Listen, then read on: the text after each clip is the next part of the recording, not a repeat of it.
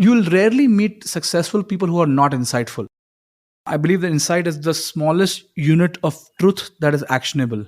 And therefore, people who operate in the currency of insights tend to be generally more successful, at least in business.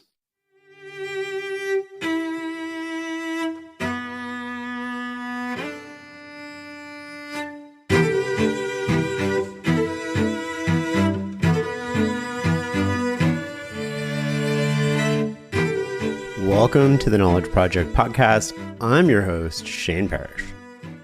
The goal of this show is to master the best of what other people have already figured out. To that end, I sit down with people at the top of their game to uncover what they've learned along the way.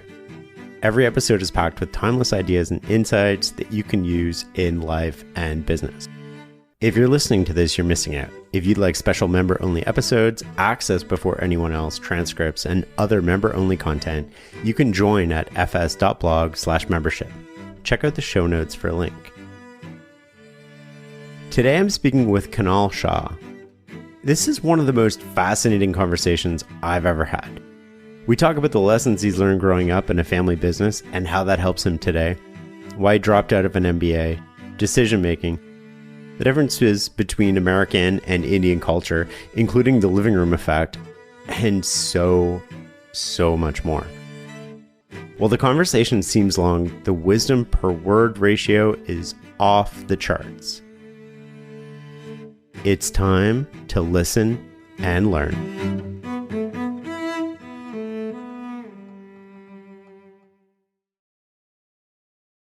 You grew up in a business family, and I'm curious as to what lessons you learned through that. So, in India, we have a deep-rooted caste system where we had four castes, and one of the caste of the four castes is the business caste. And for multiple generations, everybody in that has only done business, right? It's called the Vaishya or the Banya caste. And for this group of people, jobs is an unusual thing. I think first lesson was they have much lower shame than the other communities. They have very little self doubt when it comes to being shameless. I mean, they're very hard to offend. They are okay that even if you mock them, as long as you are giving them business, they're okay with that. Not many people would be okay with that treatment, right? And makes many business communities not respectable because they're okay to be mocked or have lower dignity or lower status as long as they get the financial upside of it. So I think that's where the status and wealth driven societies mindset comes in, that they are absolutely okay to reduce their status as long as they win the commercial side of the deal. That's one big lesson. The second piece is just natural understanding of where is the value in everything. Why would somebody pay for it is almost intuitively taught from childhood. You just know what are people really paying for, right? And a natural understanding of which products would have higher gross margins or lower gross margins, right? It's a very interesting thing that when you grew up in a business family, they just naturally arrive at summarizing what's the value in everything. And it's sometimes very uncomfortable because I remember going to an MBA school early days to speak, and they invited me, and I was only interested in knowing the unit economics of the MBA school and understanding how beautiful that business is. And they find that disturbing, but for a business community, they love to break things down to unit economics, almost as if it's like a first, like the small talk is unit economics, which is quite interesting. The third lesson is natural need for spotting trends. So one of the things that is there, I'm part of the Gujarati community, which is the business community of India. And they have this greeting when the two business people meet. Normally people say, hey, hello, how are you? What's up? They have one more thing, which is called Shu Nawa Juni, which means, hey, what's trending? What's new? what are the new trends, and they share that on a more regular basis, which makes them spot new trends and be in businesses that other people would take a long time to enter into, because they love the new trends, because they believe that the value is going to be where they are less likely to have competition, and they are constantly finding themselves to be at different places. Gujaratis are also the people who have, you will find them in every single country having set up a business, because they will keep finding ways to not compete. So you will find them in a remotest African country. There'll be a Gujarati family running a business, multiple generations. You will see them across the planet, because they will look for ways to not compete and have a zero sum mindset. And the last thing is the community benefits. One of the things I have noticed in Gujarati community is that, just like Jewish community, is that they offer significantly lower interest rate to people in their community, because banks are less likely to underwrite, and obviously this is pre-venture capital, to give them loans, to say it's okay, try to make something out of it, and try to return the capital when you can, but at a very low interest rate, just nominal, because they love to see more people be successful. And the last lesson was constantly having the need to make their community successful by giving them a soft landing if their business fails. Oh, it's okay. Come start doing a job, stabilize, and start again. My dad had a startup that failed. So I had to start working since I was 14 or 15. My first job was a data entry operator, which made like $30 a month kind of a salary when I started. There's always this thing that, okay, you can start, do the job right now, stabilize the family, and then you can start some business. Like, there is no shame that, oh, you are just helping the family settle down from a financial setback that the family went through.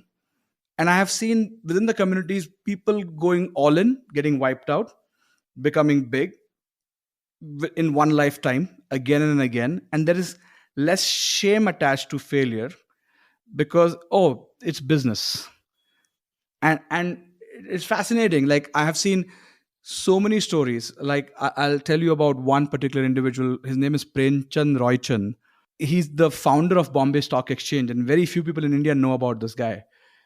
The reason people don't know about this guy, because he once upon a time was the richest guy in India. He still probably holds the Guinness Book of World Record for doing the largest ever trade, single trade adjusted to inflation. It's in his Wikipedia. But he lost all his wealth in trying to do a real estate project that bombed. So there is this guy who comes from nowhere, starts his business below a tree, becomes the wealthiest person, and gets wiped out. And literally, like 100% of Indians and Indian businessmen have no clue about this guy. I just researched, because there's a huge tower in Bombay which is made like Big Ben, and I was like, who the hell made this? Because it doesn't have a British name. It is Rajabai Tower. So I researched and found out that Rajabai was Premchand Roychand's mom, and he made this clock for her because she could not see, for her to hear time. Like, look at the flex of the guy, that he builds a massive clock in British India with a huge amount of spend by hiring British architects, just to flex to the community that I have built a clock because my mom can't see time. That's crazy. I want to go back to the shame thing for a second here. The fear of failure prevents us from trying. Do you feel like we develop this as an adult? Or do you feel like when you're involved in a business at a very young age, you get exposed to this because you're going to fail? If you're doing anything, you're going to fail, and that's okay. And that's part of business. And you just keep going and you keep iterating and you keep trying. Whereas when we become adults and we try something, we don't want to look like an idiot. We're scared to look like an idiot. I think a lot of people who have been bullied and shamed and mocked early in life develop an unusual superpower to not give a damn about being mocked anymore, right? It's not surprising if one would say that, hey, Elon, the way you are, were you mocked a lot when you were younger because you were not a normal guy? And one would even say that you look like a guy on the spectrum. And the guy would probably say, yeah, probably true, but he doesn't feel that anymore, right? So what I noticed is the training of kids. In India, it's very common that people will say, oh, if you do not score well, all your friends will make fun of you, all the relatives will make fun of you, everybody is going to look down upon you, and they will say shame, shame, right? And when kids are trained through shaming, it's an effective tool to make them better. The only problem is that it remains as a long term bug in them, that they constantly think about other people's point of view, about how they are, and they constantly think their social status cannot be taken risk. But according to me, you cannot develop substance, net worth, wealth, experience unless you're constantly willing to risk your reputation. People who can feel extremely okay to risk up to 30-40% of their reputation, wealth, health, are the ones who propel further. But a lot of people don't do that because in their head they will say, I can't even risk 1% of my reputation. Again, going back to the Gujarati communities, I know so many families go bankrupt all the time because going all in is not scary for them. In fact, I'll tell you an interesting stat. India is a very large country, but the total number of people who have invested in any kind of asset, stock, mutual funds, any of that, is around 30 million, 30-35 million. I would go to the extent of saying that 80-85% of people who are having more than $200 of investment in any of these assets are people from this community. That's how risk averse the rest of the society is compared to these guys. That's fascinating. I want to go back to something you said earlier too about how business helped you understand what the value of something is, and more importantly, what people were actually paying for. Are there any examples that come to mind when you think of that as a child? So I'll talk about 3-4 businesses that I did as a kid, and this is all before I had legal age to do anything at all. One was I built mixtapes, which are downloaded music from the internet, and made mixtapes for people on a CD and burnt it and gave it to them. And I used somebody else's computer, somebody else's internet, because I had no access to any of these things, and I would give them take rate. But I realized that people love the idea of making something personalized versus buying something from the store, which is mixtape of somebody else. And the idea of gifting, they were okay to pay 3 to 4x more than the normal mixtape that you would get from the market, because this is made by me, right? And I was very happily this guy. So what I did is I started going to all the music stores and I said, I will make the mixtapes for your clients. This is my price to you. You can charge whatever you want. And they would make 5x more profit selling my mixtapes than the music label saying. I understand that business was not really legal, but as a 15-year-old, I did not know better. I had to survive. Then I built another business, which was, I realized that people put henna to really differentiate themselves in Indian weddings, to really look better than I have the better design on my hands. Like it's almost like a temporary tattoo that people put. And I realized that the biggest need people had was design was not enough. The color of henna had to change. So I figured out a way to build black henna, which I learned from some Arabic culture was possible, and sold that in the retail stores under a brand that I made when I was 16, 17. And that sold at 10x more price than the regular henna, because it allowed people to differentiate themselves, have a superior status. So that's another thing I learned, that people love to personalize and put a signature and give more value. People love to have higher status than others and pay more value. And they didn't even care about the price, because what I did is I said, this is short supply. So what I did, I said that I can only supply you 2 a day. It's complex process to make it. It wasn't complex process. I just artificially create scarcity in the market, and I had to learn all of this because I could really not make enough because I was having a full-time job and doing other things, right? I also started doing some private tuitions for kids to teach multiple subjects, whatever people would send. And I realized that people love teaching their kids exotic subjects. So I would like teach them Excel, and I would not know these subjects. I would ask them, what do you really want to learn? I would learn that previous night and teach them, because people love the idea of having special skills given to their kids which were not available easily in the market. So they were looking for tuition teacher who would say, oh, can you teach this particular skill? Can you teach that particular skill? And I would learn that. And I realized that I learned the best when I had to teach. So I started doing that a lot. And it was the fastest way to make money. It was a negative CAC way of learning in life, right?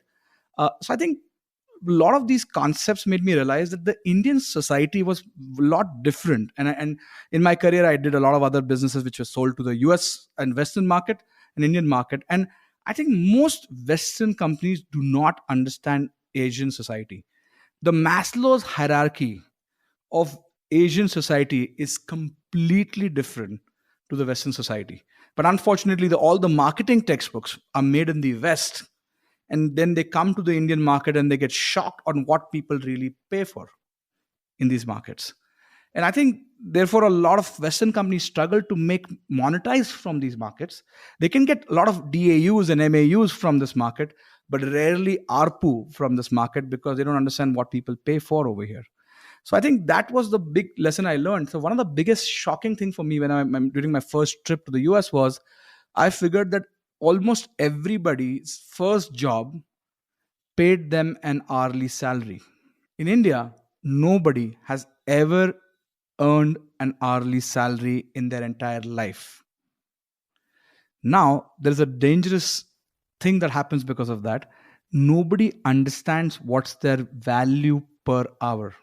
If you ask any Indian, if you ever come to India and go to any store, any hotel, any restaurant, ask the guy, what's your salary per hour? Cannot answer that question.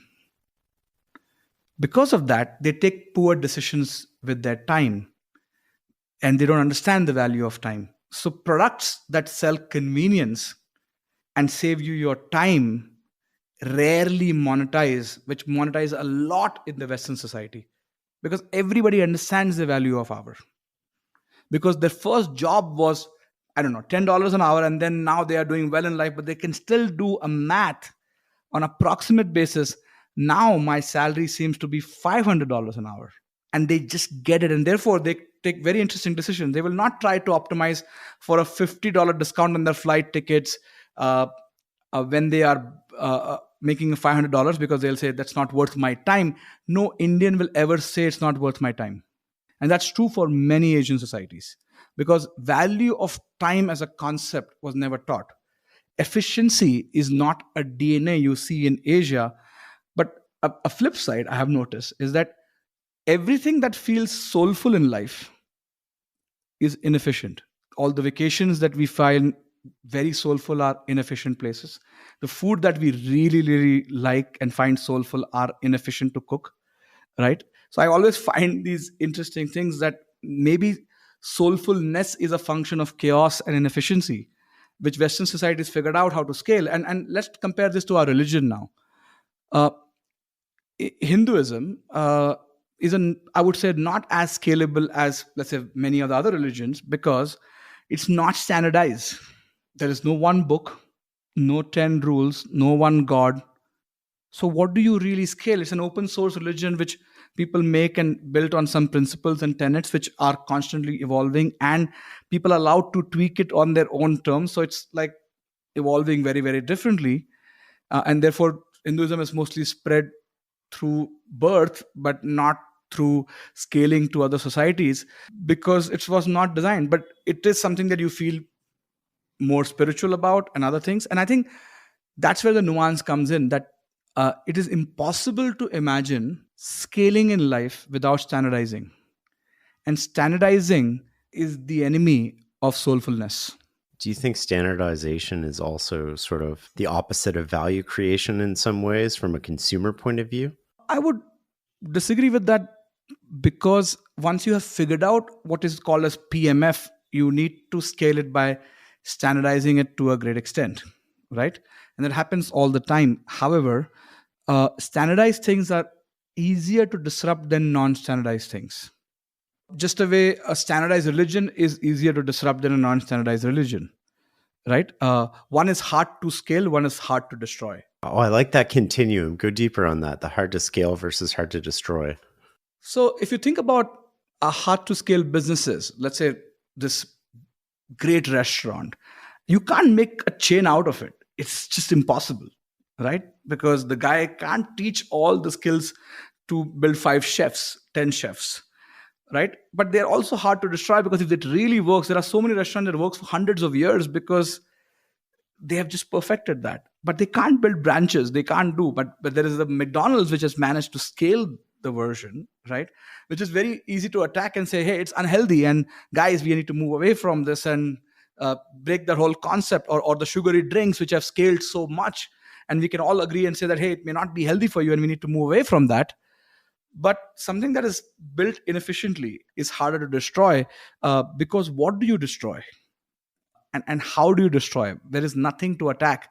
There is no areas of attack that you can really say that, okay, these are the 3 points on which we can attack. You can't. So it's slower to take hold, and then it's harder to get rid of. Yep.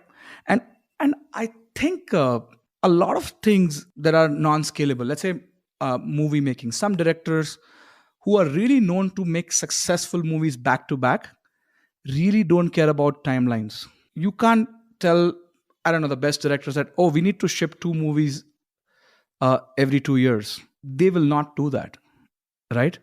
And I'm not saying that the others who ship 1 movie a year do not create value. They do, but they will never create something that is memorable and will create an experience that you will never forget. So I think that's where I would disagree with the idea of value creation happens in both. But the question is that what do you enjoy and what creates a memorable experience? What creates an emotional arousal is rarely through efficient methods. For example, trips to inefficient places will be more memorable than the efficient places by design. Do you think you get rewarded for creating almost like an asymmetry to creating an emotional connection versus a different type of value? People pay, or people give you time or money where their core motivations are mostly met, or there is a hope for their motivations to be met. Let's take this example of, like, just imagine this. Let's say all of us are on some level of social status in life. Let's say, Shane, you are at level 90, I'm at level 60, somebody is at level 200, and so on and so forth. And let's believe this is true.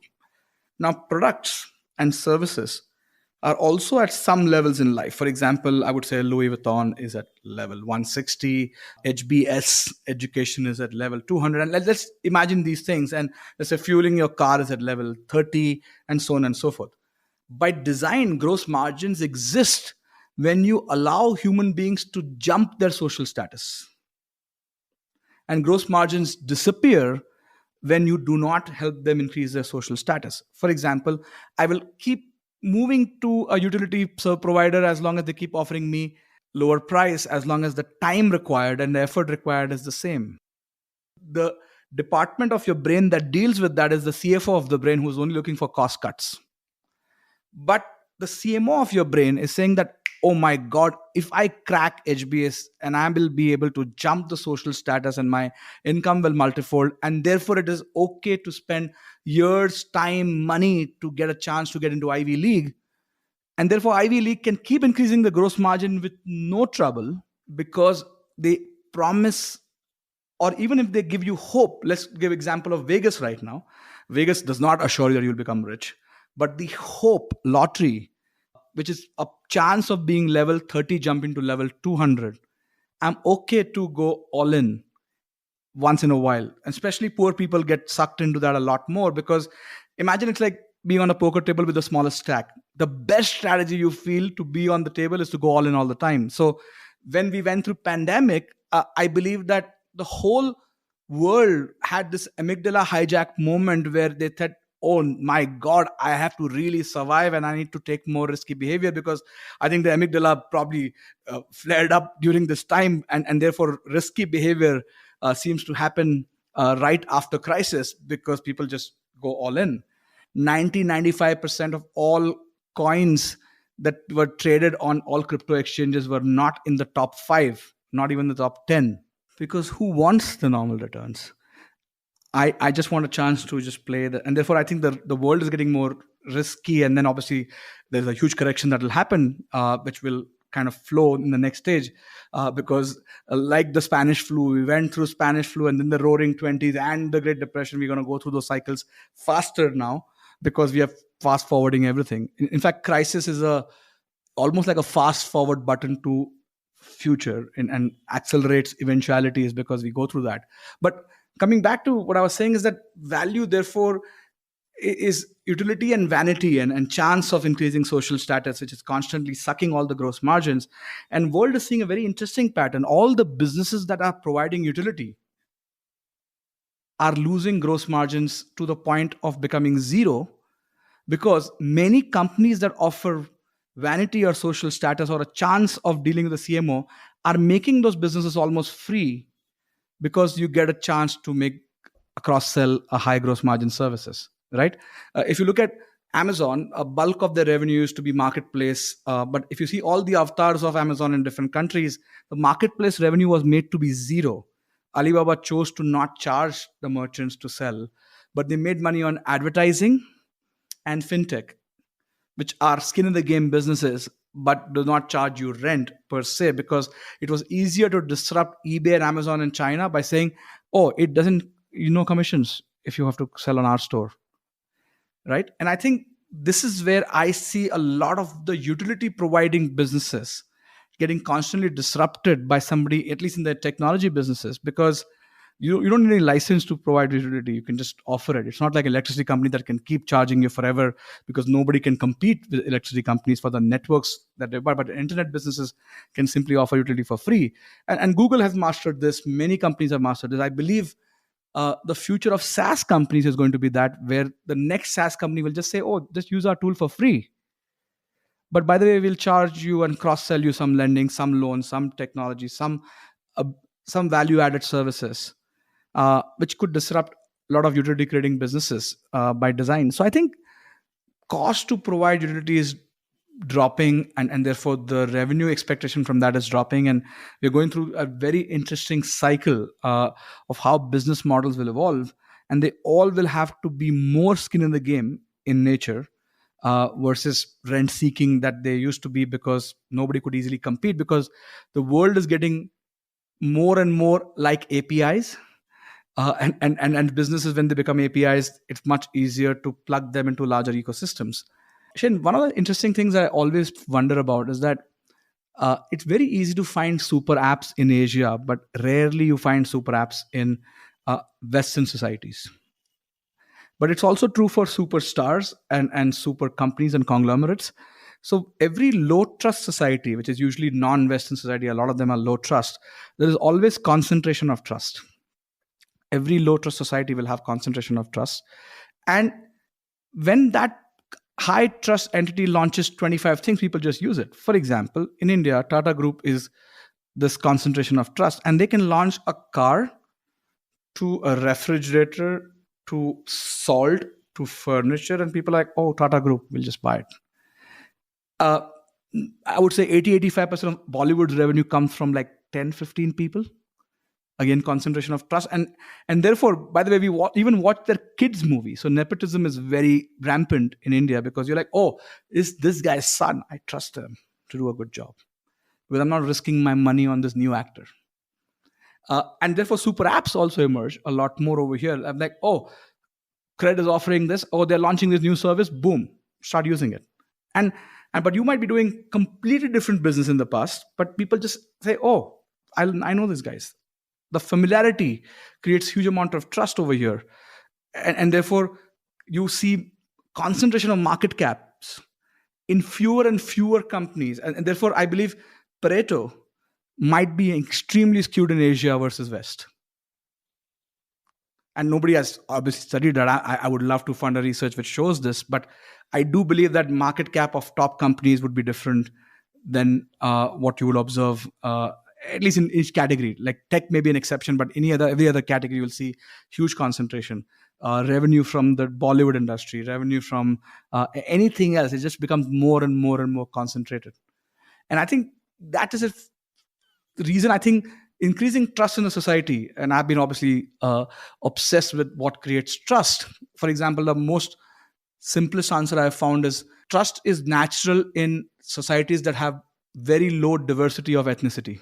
And that is a scary thought, because all sorts of bad behavior have happened in human history, because we try to attack the minority and always try to make the society one.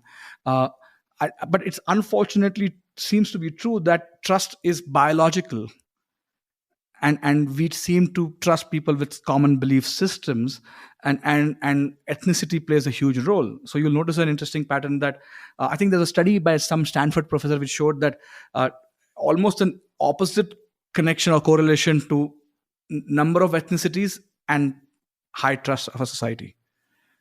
It's not surprising that most societies that are not multi-ethnic, as they're becoming more multi-ethnic, the trust is declining, and you see emergence of authoritarian leaders to be much more frequent, because all low trust societies always want somebody who with strong backbone to create peace. And that's also the concentration of trust point which seeps in from that, which is constantly repeating itself in many themes. We trust people who are like ourselves. And so the more diverse society is, the fewer people that are like us, the more low trust we are in general. Is that a good summary of sort of paraphrasing of what you said? I mean, I think it's a good summary. There's one more nuance. If it becomes too similar, innovation dies. If it becomes too dissimilar, trust dies. So it seems to be in an interesting spectrum that you can only have a certain mix that keeps driving things to move forward versus become stagnant and boring and too chaotic. I think there is this healthy mix that needs to keep happening. And I don't know what the number is, but it sounds like a scary concept because you're trying to say that, hey, you have to cleanse the society to reorganize itself to have 80-20 on ethnicities, which is a problematic concept to start with. And then one of the interesting things that you said there is sort of in low trust societies, you sort of have these big companies that get this almost like trust grant, right? So I can create products in adjacent marketplaces that people will just naturally trust on their own because they don't know who to trust or what to trust. But if like Facebook were to make a car, people would be pretty skeptical. The trust of the platform would not necessarily carry over. Yeah, and it's such a fascinating concept in India because it just works. And in my company, I've seen that. And we are in a fintech business. We launched an e-commerce platform, and it just becomes so big in a month's time, much to most people's surprise, including our investors who are mostly from the Western market. They're like, focus. Focus is almost a curse in Asian markets. Oh, go deeper on that. The market is not deep enough to focus on one market and create a large company. The per capita income, the total economy, and all of that. So you have to do cross-sell more things to the same set of customers. I'll give you some interesting stats about India, which should be mostly not known by most people outside India. Less than 6% of urban Indian women have financial income of their own. 94% of them are currently taking care of kids or taking care of the family and not contributing to the labor force, but they're all educated. They are probably undergrad or grads or even higher, but not contributing to the labor force. Another interesting thing is 95% of all financial products in India are bought by men. Credit cards, car loans, home loans, all investments. India has now nearly $2,000 per capita income annually. But if you remove the top 30 million families or 30 million individuals, the per capita income would drop to maybe $600. And therefore, a lot of Western markets love to come to India and say that, oh, India is the next China. It's not, because our per capita income is never going to beat and grow like China, because before China started becoming affluent, 96% of Chinese urban women were working because of the one-child policy, which forced it to become a gender-neutral society. And got them all on the labor force, which never happened in India. In fact, it's going down. That's a scary trend. Across the region, India has the lowest female participation of labor. Now, the per capita income is not going to grow, and therefore, a lot of foreign companies love to come to India because India is the DAU farm of the world. All the big internet giants will say, oh, I have 500 billion users in India. But if you look at the ARPU and peel the ARPU, it'll be less than $1 or $2. But it's great. Like, for example, if you got a lot of Indian followers on Twitter, your Twitter follower count will go like crazy. Your monetization quotient might go down. And I think many companies like Snapchat, Twitter have worked very hard to grow user base in India. Facebook is a classic example.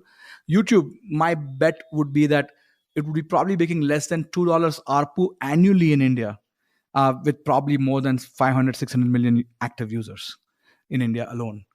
But they don't mind that because the global ARPU compensates for the ARPU mix, but the user mix cannot come from anywhere else. And therefore, the market will reward. Like Netflix made the mistake of coming to India and say, we'll charge you for it. Nobody is going to pay that. And therefore, the projections did not meet because India is a country where you give them freebies and you get all your DAUs you want, you do not get your ARPU. And I think that's the lesson they learned. And I think they are saying now we'll launch market with advertising. India is perfect for that because value of time is not a concept for us. So we'll watch in India when a series plays on TV of 30 minutes, approximately 9 minutes is ads. Oh my God. By the way, it used to be more. The government regulated and made it 9 minutes.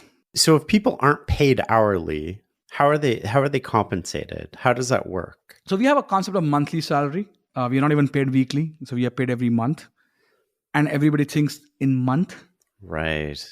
It's a flawed concept because they never think about being efficient in life. Unless you know your salary and hourly basis, you will never really know what the value of time is. One fascinating thing I've seen in India is that you fly in the US and many people are reading books or doing something else. In India, nobody is really reading books. And many of them, I've seen a very peculiar behavior in India is they are going to WhatsApp and deleting old pictures so that they can clear up the memory instead of buying a $1 pack that will give them a cloud access. Like that's the value of time. And these are, by the most affluent people in India fly.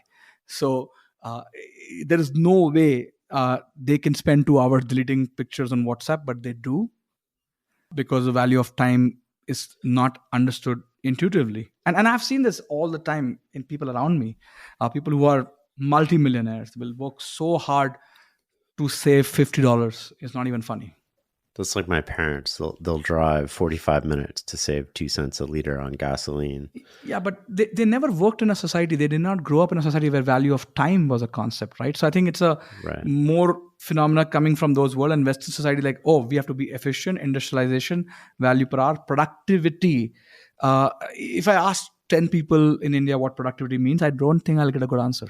But then if you try to sell something based on sort of saving people time, it's not going to resonate because you have to not only convince them that that's worth doing, you're really trying to change something that's inherent in the culture right now, which I would imagine is slowly changing as wealth becomes more. It's not.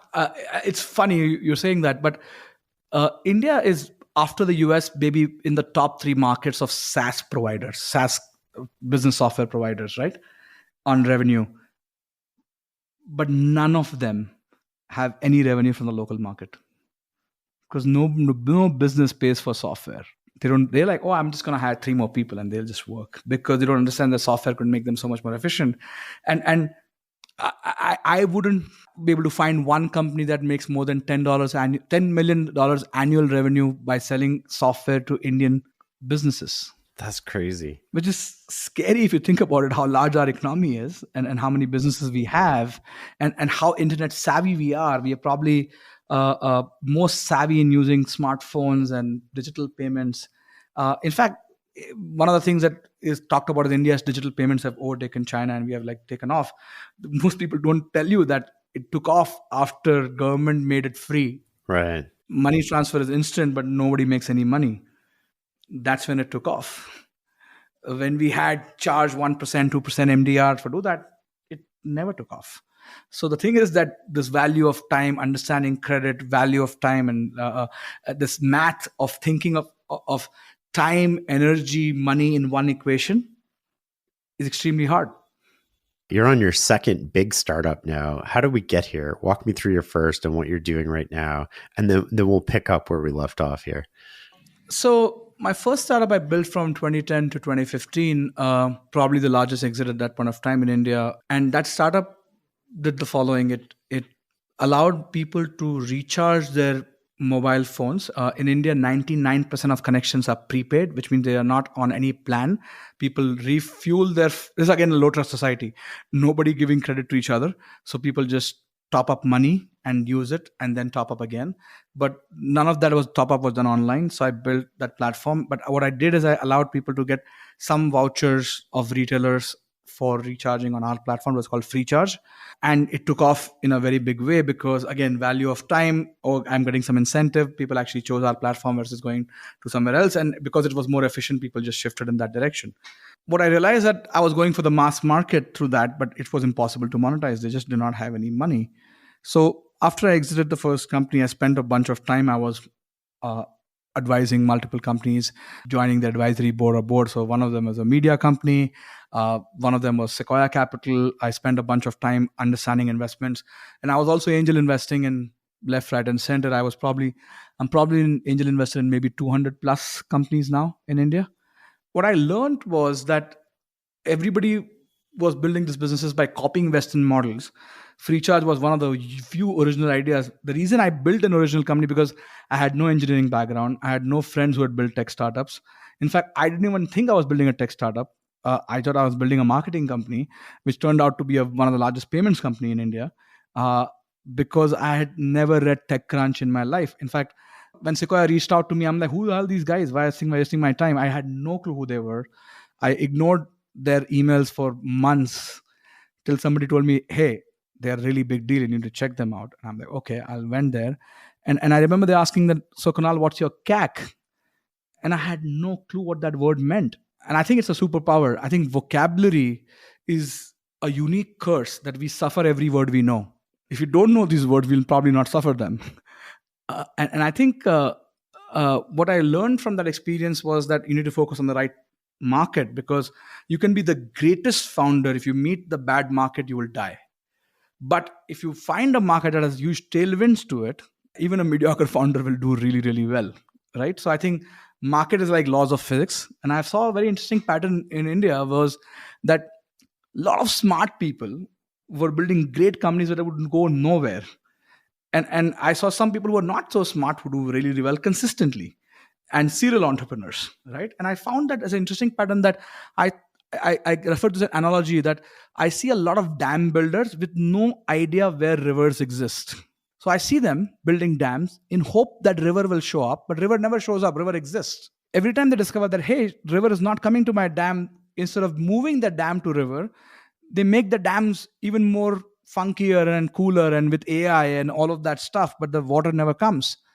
And I saw that some people were natural at finding where the rivers of motivation were flowing, and even the mediocre dams were making profits over there versus these fancy dams which nobody ever used.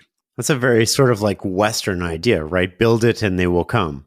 Yeah, it never happens, I think. And it's a great idea to build in Western markets where there are so many rivers and there is such a big economy that even some accidental river flowing through you will make a lot of money. In India, there are no accidental. It's like you're building in desert, right? So you have to make sure you have a desert, like you have to really build the rivers to the right dams to the right place, because there is no unlimited rivers flowing. Nobody was thinking about human motivation, because all of our education system in India was not teaching humanities. I accidentally learned humanities because of philosophy. But every single tech founder, India has 100 unicorns.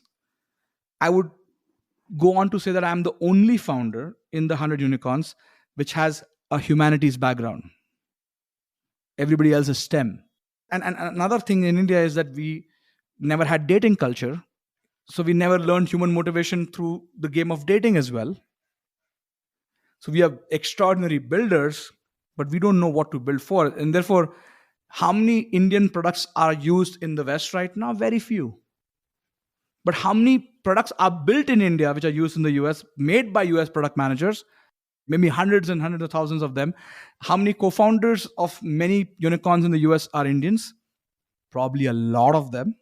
And this is where I found this to be thinking that Indians were very good at cracking an exam that existed versus creating an exam that does not exist. Like everybody knows Indian spends a lot on weddings. Like it's a known thing. People love to go to the Indian weddings, and they keep hearing this. I'll give you an interesting data point. Like I checked in my office. Most people spent close to 6 times their annual salary for their wedding. Wow. But zero unicorn startups solving wedding problems. But that's the scary thing about the market. I met a founder who runs a luggage company, a suitcases they build, one of the public listed companies, and they wanted me to join their board. And I'm like, okay, I'm happy to meet, but I'm not joining a traditional business board, but I'm happy to have a conversation. And I was just giving them some suggestion they should do something branding on the airport. And they're like, Kunal, what are you talking about? I'm like, yeah, you are a suitcase company. You should be at the airports. Like, what am I not saying correct over here? He's like, Kunal, 80 to 83% of all suitcases in India are bought for weddings. The bride takes new suitcases and goes to the new family. There are 4.4 million weddings that happen every year, and on an average, close to 3 to 4 suitcases move with her to the new house. I have no clue about these things.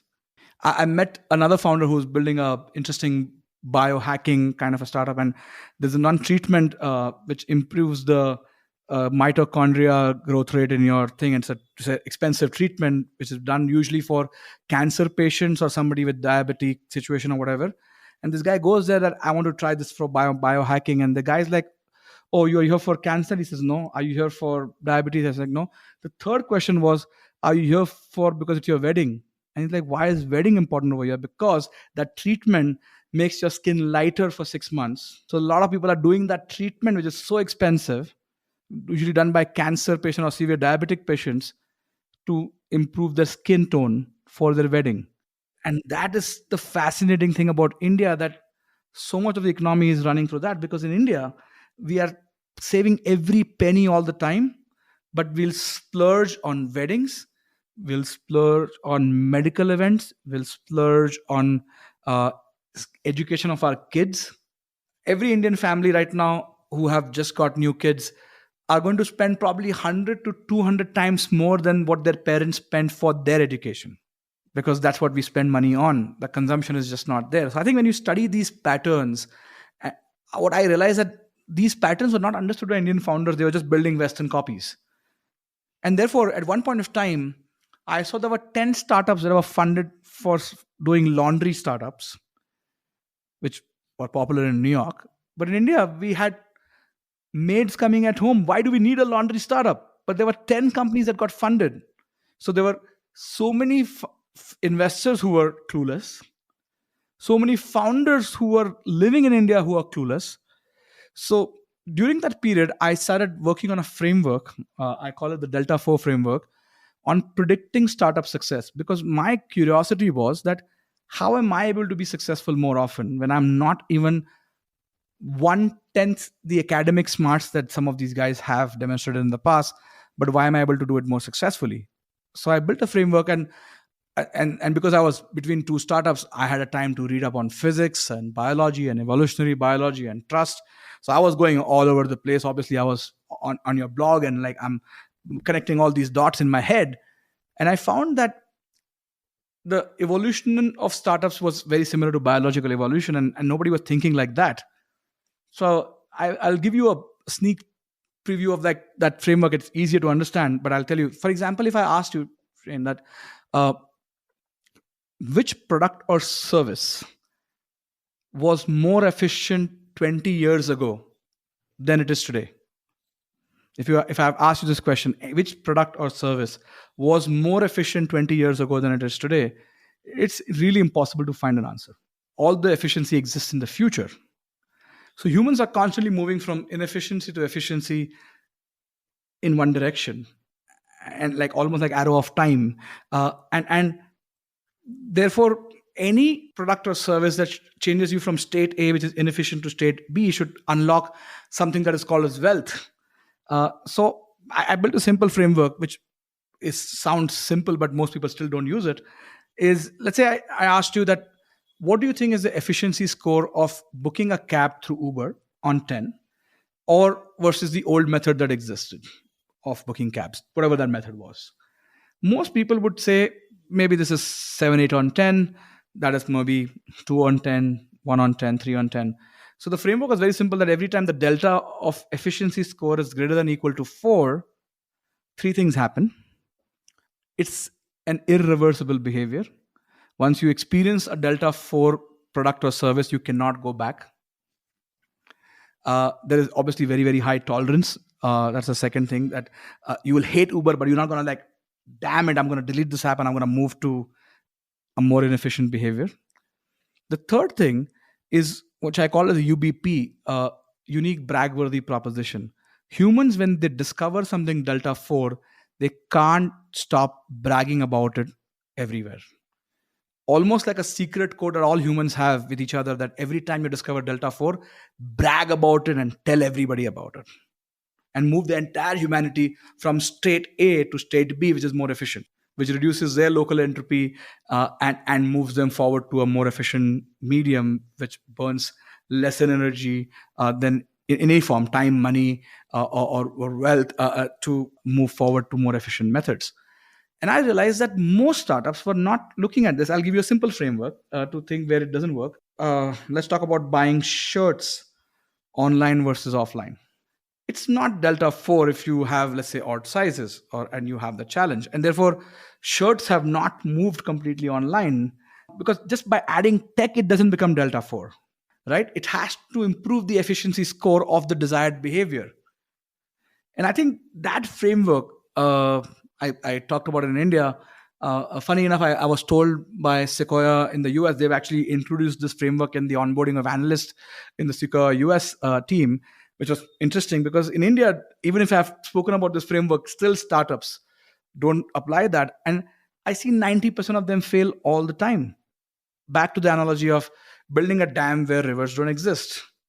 And rivers are nothing but motivations, right? Like at the core of it, we all humans have the same core motivations. And then it goes into streams and creates more rivers from that stream constantly, right? But at the core of it, it's the same thing. You want to increase your social status, you want to improve your mating success, you want to have success for your progeny, and so on and so forth. It all boils down to the same motivation things, and then you can put them into so many different rivers that flow. So when I started building my second company, I realized how to make things more successful, also look at more high motivation categories, and so on and so forth. I had the luxury to take the confident bet and say that I told my investors that I'm building a startup that will only focus on the top 25 million customers of India, because only they can value time or will buy, and rather focus on them versus acquiring hundreds of millions of customers which cannot be monetized because they can barely have money to even eat. Right now, we are a poor nation. And it's a controversial idea, because India is always this country which sold this dream of hundreds of millions of customers like China. But nothing between India and China is common except our population. That's where the similarity ends. But global companies love to win India because they lost on China. So public markets will bash them if they lose India again. So a lot of them are in India to win the holy war, but the market is not big enough. I would say the total GMV that Amazon would make in India would easily be done by a small European nation after being here for like maybe 7-8 years that they have spent over here, because the people who can spend just do not exist. And I think that was the genesis of focusing on startups to build for the top more thing. And what we said is that we'll focus on those customers because nobody's really building for them, because everybody's building for this lowest common denominator that does not exist. And I will focus on this customers. And we said that we will focus on more trustworthy individuals to increase the trust of the system. We said that for these group of people, I'll give you a small example. India, even if you are in the top 0.01% of affluence, your passport is ranked maybe 150 in the world. And therefore, every country is extremely hard for you to get a visa to, because there's no way for you to differentiate yourself, which is very similar to a lot of stuff that is done digitally in India for any service you encounter. And we said we will make their life better by allowing them to have an identity that at least makes their life slightly more frictionless. Now, this sounds like a controversial idea that, hey, you're trying to kill a society which is like more friction. But the thing is that that's what capitalism is. I'll give you a small example. India has this unique concept called as MRP. I don't know if you know about this, but let's say this bottle over here. It says that maximum retail price of this bottle is 10 rupees. And even if it's sold in extremely affluent neighborhood or the most poor neighborhood, the price is 10 rupees. Because the government thought this is the greatest idea ever, that we'll have the same price for everybody. But I could easily pay 30 rupees for that, and somebody else could pay 5 rupees for that and increase the market overall. But we enforced an artificial concept of MRP, which is stopping the, the core tenets of free market and capitalism to grow. And it's a very unique thing about India where you come with these things that, oh, I'm going to have this. The 7-Eleven will charge 30 rupees and this one will charge 5 rupees and the Costco will charge this. Guess what? All of them have to charge the same price. And I think I realized that the only way you can differentiate is by service and all of that is just create a separate layer to build for them. And that was the genesis of the second startup. The reason I also did a startup is also because I realized that while I was doing well as an investor, and I'm still doing decently well in my investments as a part-time gig, I loved building way too much. And I think I've been working since I was 14, 15. I do not know how to live a non-intense life. While I can predict patterns and see things, and I could technically generate better ROI of my time through investing. But the joy I unlock by building is coming much higher by building my own companies versus just being predicting and being right a lot in predicting future trends, which can generate the highest ROI of time. It doesn't generate any joy. So I found no joy in investing. It's just like, oh, I told you so. I was right, and I was right, and guess what? It gets boring because you're right. In the market like this, when you can predict Delta 4 frameworks and you can apply all the human insights you've learned, it's not a big deal that for you to be more right. The problem is, I felt really empty. I want to go back to some of those human frameworks in Delta 4. When you're making an investment decision, what are the top lenses that you're thinking that through? So one was sort of the Delta 4 framework, which we talked about. What are the human frameworks that you're thinking about that? What are the lenses that add the most value to your sort of filtering system? Yeah, I mean, it was more of a motivational lens, but applying human motivation as a core loop. But there are other things that make it easy to detect startup success. For example, a lot of founders who pitch to me are usually well prepared and make a presentation and come to me, and so I tell them that, hey, I don't understand English very well. Can you explain this to me in Hindi? What does it do?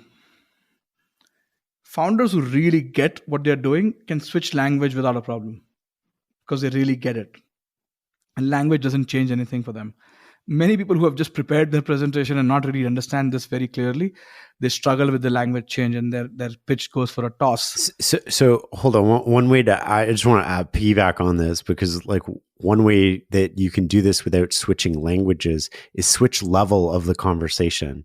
So often people prepare at one level and it's like, oh, can you go deeper or can you go higher level and keep that in context, which is sort of like the same idea. And I've seen that people who are really good, you change language, you change medium, you tell them I don't want to read your presentation, they'll still be okay. Some people, you tell them, I'm not going to look at your PPT, and they'll be like, how do I explain this to you? The other framework that has worked for me is I tell them, I don't understand anything what you're saying. Imagine I'm a user of this product and I have to tell a friend over dinner to try this. What do I say? Only rule, I cannot use any jargon because I don't speak to my friends in jargon. So tell me, what do I say? And I tell them to take 10 minutes break before telling me the answer. I would say 90% of founders fail at this because they can't really distill it to that simple, transmissible message from a friend to friend. If you cannot distill your idea to a transmissible conversation at dinner, it's not going to spread. And things that don't spread will have a huge CAC because nobody really understands what the hell are you doing. That's one framework that has worked. The other one is asking them what is the real motivation people will use it. A lot of times, the real motivation is different than what people say is the real motivation. For example, buying expensive headphones. They are not really to make you hear better. You want to signal to the world that you are affluent and you have good status and good taste. Most founders cannot distill that is the real reason people will buy it. They'll keep going to the functional utility and not the emotional benefit of the product. And that's another framework I've seen, that good founders always know functional and the emotional benefit of their product or service. Market sizing. Most founders cannot imagine how will they start from here and go on to build a very large thing from here. They get stuck in, uh, this is what I do, but they can't imagine how will this become a large company ever. They just don't think, they don't even think, they don't even, they cancel their own idea. And then I've seen the opposite type, which is, I call it the Swiss knife problem.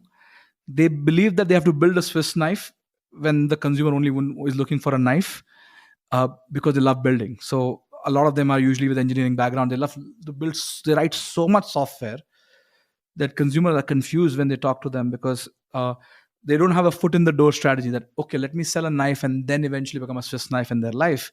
They start with the idea of Swiss knife and you're like, hold on, I can't even process what you guys are doing. And Swiss knife becomes cool, nobody uses it. Like everybody seems to have a Swiss knife but never being used. So I think that's another pattern I've seen. uh, I've never really thought about this from a human framework problem, but another thing is that why would somebody pay for this? And it's surprising how most people do not understand that nobody's going to pay for that. Like, will your dad pay for this? Will your mom pay for this? Will your CFO pay for this? Will your kid pay for this? Like, they are just off on that. The last one is, do they have an insight that is not obvious, but when you see them talk about it, you're like, that makes sense.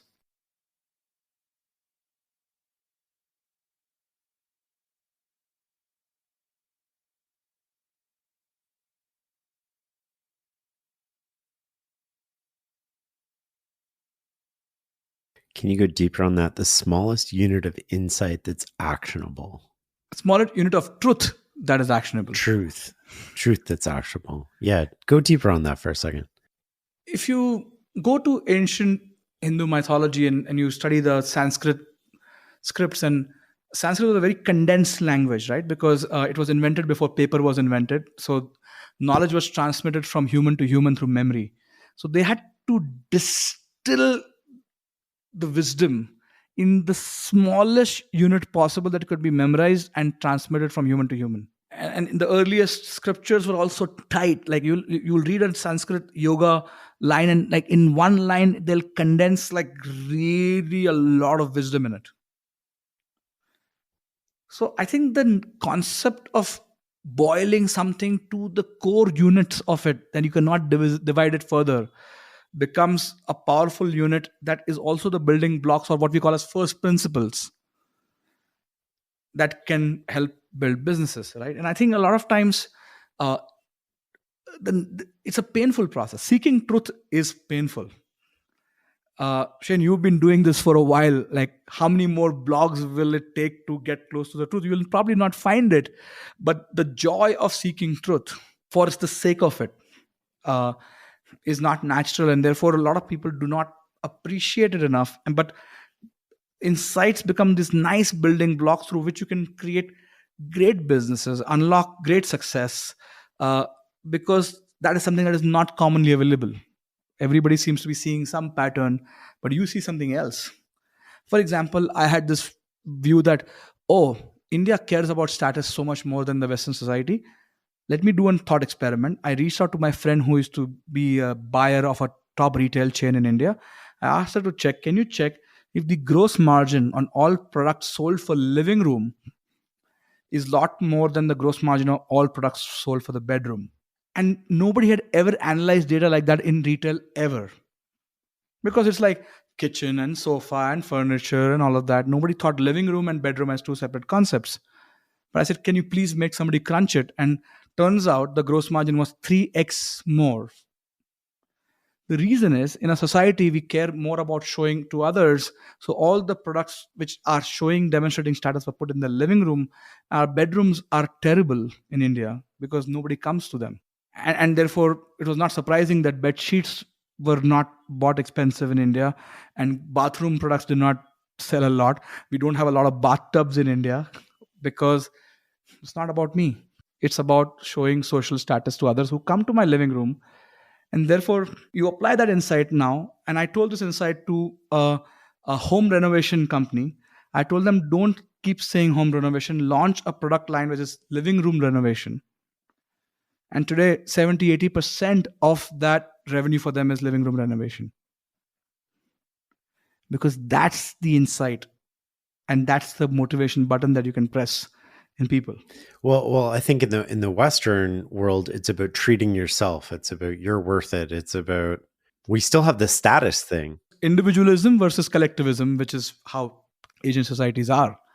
And therefore, you don't deserve things to be special, but you have to show it. And therefore, weddings are really big and very high gross margin. It's for others. So let's go back to the we talked about this a little bit earlier, but I want to go into more detail on you mentioned some of the core human motivations that transcend culture. The core human game is to constantly improve our social status so that we improve our mating success or our success of our progeny. The easiest way to answer this question is that if we could really create designer babies, would people spend most of their income on that or not? And let's not go into the ethical debate of is designer babies a good thing or not. If it was possible that you can tweak their IQ, their looks, their health, their chances of terminal diseases to be lower and all of that. Or let me put it this way, let's say I could really invent a pill that could make you younger or healthier. Wouldn't you give me 50% of your net worth? And I think that's where the core motivations are. Like, what would you give half of your net worth for? Those are the core human motivations. And they don't change from society to society. They remain the same. They manifest differently. For example, the Asian societies unlock that, oh, education is everything. So they disproportionately optimize for that. But they save pennies. Like you said, like your parents talked about traveling miles for saving cents. Maybe they were also the parents who would be okay to spend more on your education. And if you told them it's going to cost 2x more, they would probably suffer and give you that money. But they would not buy an extra shirt for themselves. Those are the interesting motivations. So in Asian societies, we treat our kids like assets. So we are making investments on them because a lot of times we expect the kids to take care of our family. So I don't know if you know about it, but India is the largest market which sends money back to India. Amongst all markets that does remittance, Indians remit the highest amount of money back to their family. Then it comes to Mexico and others. And that's the sign that the kids were raised as assets. You invested in them in hopes that when you make it back big, you will give it back to the family and take care of us in our later life. So kids in these societies are treated like assets versus, oh, you're on your own now. That is not in our culture. Because they will tell you that I invested so much money in hopes that you will take care of me later on. So there's a whole societal structure or social contract that exists in Asian societies of taking care of parents and taking care of them even after you don't have any obligation to do that, but people do it till they die and really take care of them. Asians will not even flinch one bit to sometimes even wipe out 50% or 100% of their net worth to take care of their parents, which is hard to imagine concept for many people in the West. Yeah, I think that is. You mentioned Maslow's hierarchy of needs was different. Can you elaborate on that a little bit between the US and in India? Yeah, so I actually Googled and I found I thought there should be a separate Asian Maslow, but in fact there is a concept, somebody's proposed an Asian Maslow and they have drawn a very different chart. But one of the interesting thing about the chart was it's all about status, belonging, respect, and in the community. It's not about self-actualization and having that kind of a individual path to enlightenment. It's all about affiliation, respect, status, and that. And therefore you see that a lot in India, that people are constantly craving status and appreciate that a lot more. And these societies have like so many awards and so many of these things, and face matters a lot, and giving back and like being valued in the community and so on and so forth. You will not see. And therefore, like funny story, like I have a two-wheeler scooter that I move around with, and people with some affluence doing this kind of behavior are mostly considered to be weird or eccentric. uh, I don't see any joy in having fancy things. I just managed to get a car for myself for long distances, but I still use my scooter all the time. And for most people, this is absurd because I am not following the Asian Maslow that you have to get a luxury car and you can get so many more cars. And why aren't you having this fancy house for yourself? And why are you staying in a rented apartment? Like, it's just absurd to the point that they want to believe that maybe I'm not really affluent. These choices just don't make sense to them, right? So and I'm not saying that the West does these differently, but it is a lot more for the people. It's a lot more living room than bedroom, even in the affluent households, right? And I think therefore you see extraordinary effort and money spent on weddings. It doesn't make sense that you, I don't know, spend 5x or 10x of your annual salary on 2 days event and just splurge it on people who you mostly don't even know. And therefore, like, it's not surprising when you go to weddings, there are thousands of people who come for a wedding. How can you know them? But it's all about demonstrating to them that I've made it in life. And that's the Asian Maslow. And therefore, the startups, the rivers are different versus the rivers that exist. And therefore, very few SaaS companies making millions of dollars of revenue, but there are enough wedding photographers I know who make more than $10 million of revenue. Oh, wow. I want to switch gears a little bit to some of the stuff that you've said over the years, and I want to get more of an elongated take on it. And they're concentrated doses of insight, and I'm wondering maybe if you can just riff on them a little bit. So one of the things that you've said recently is that your group of friends impacts how fast you compound. So insights are usually connected from random dots getting connected, right? So but the process of collecting dots has to be efficient for the process of connecting dots to be more efficient. And then collecting dots is easier if your friends are also collecting dots to connect dots. So what happens is that compounding naturally works better when you have a lot of people from different domains of life who are constantly collecting dots. For example, I spend a lot of time with a lot of different people from different fields to see how these worlds connect. For example, I will sometimes speak to an influencer, to a stand-up comedian, to a music director, to an entrepreneur in a completely different space, because when you distill insight, things connect.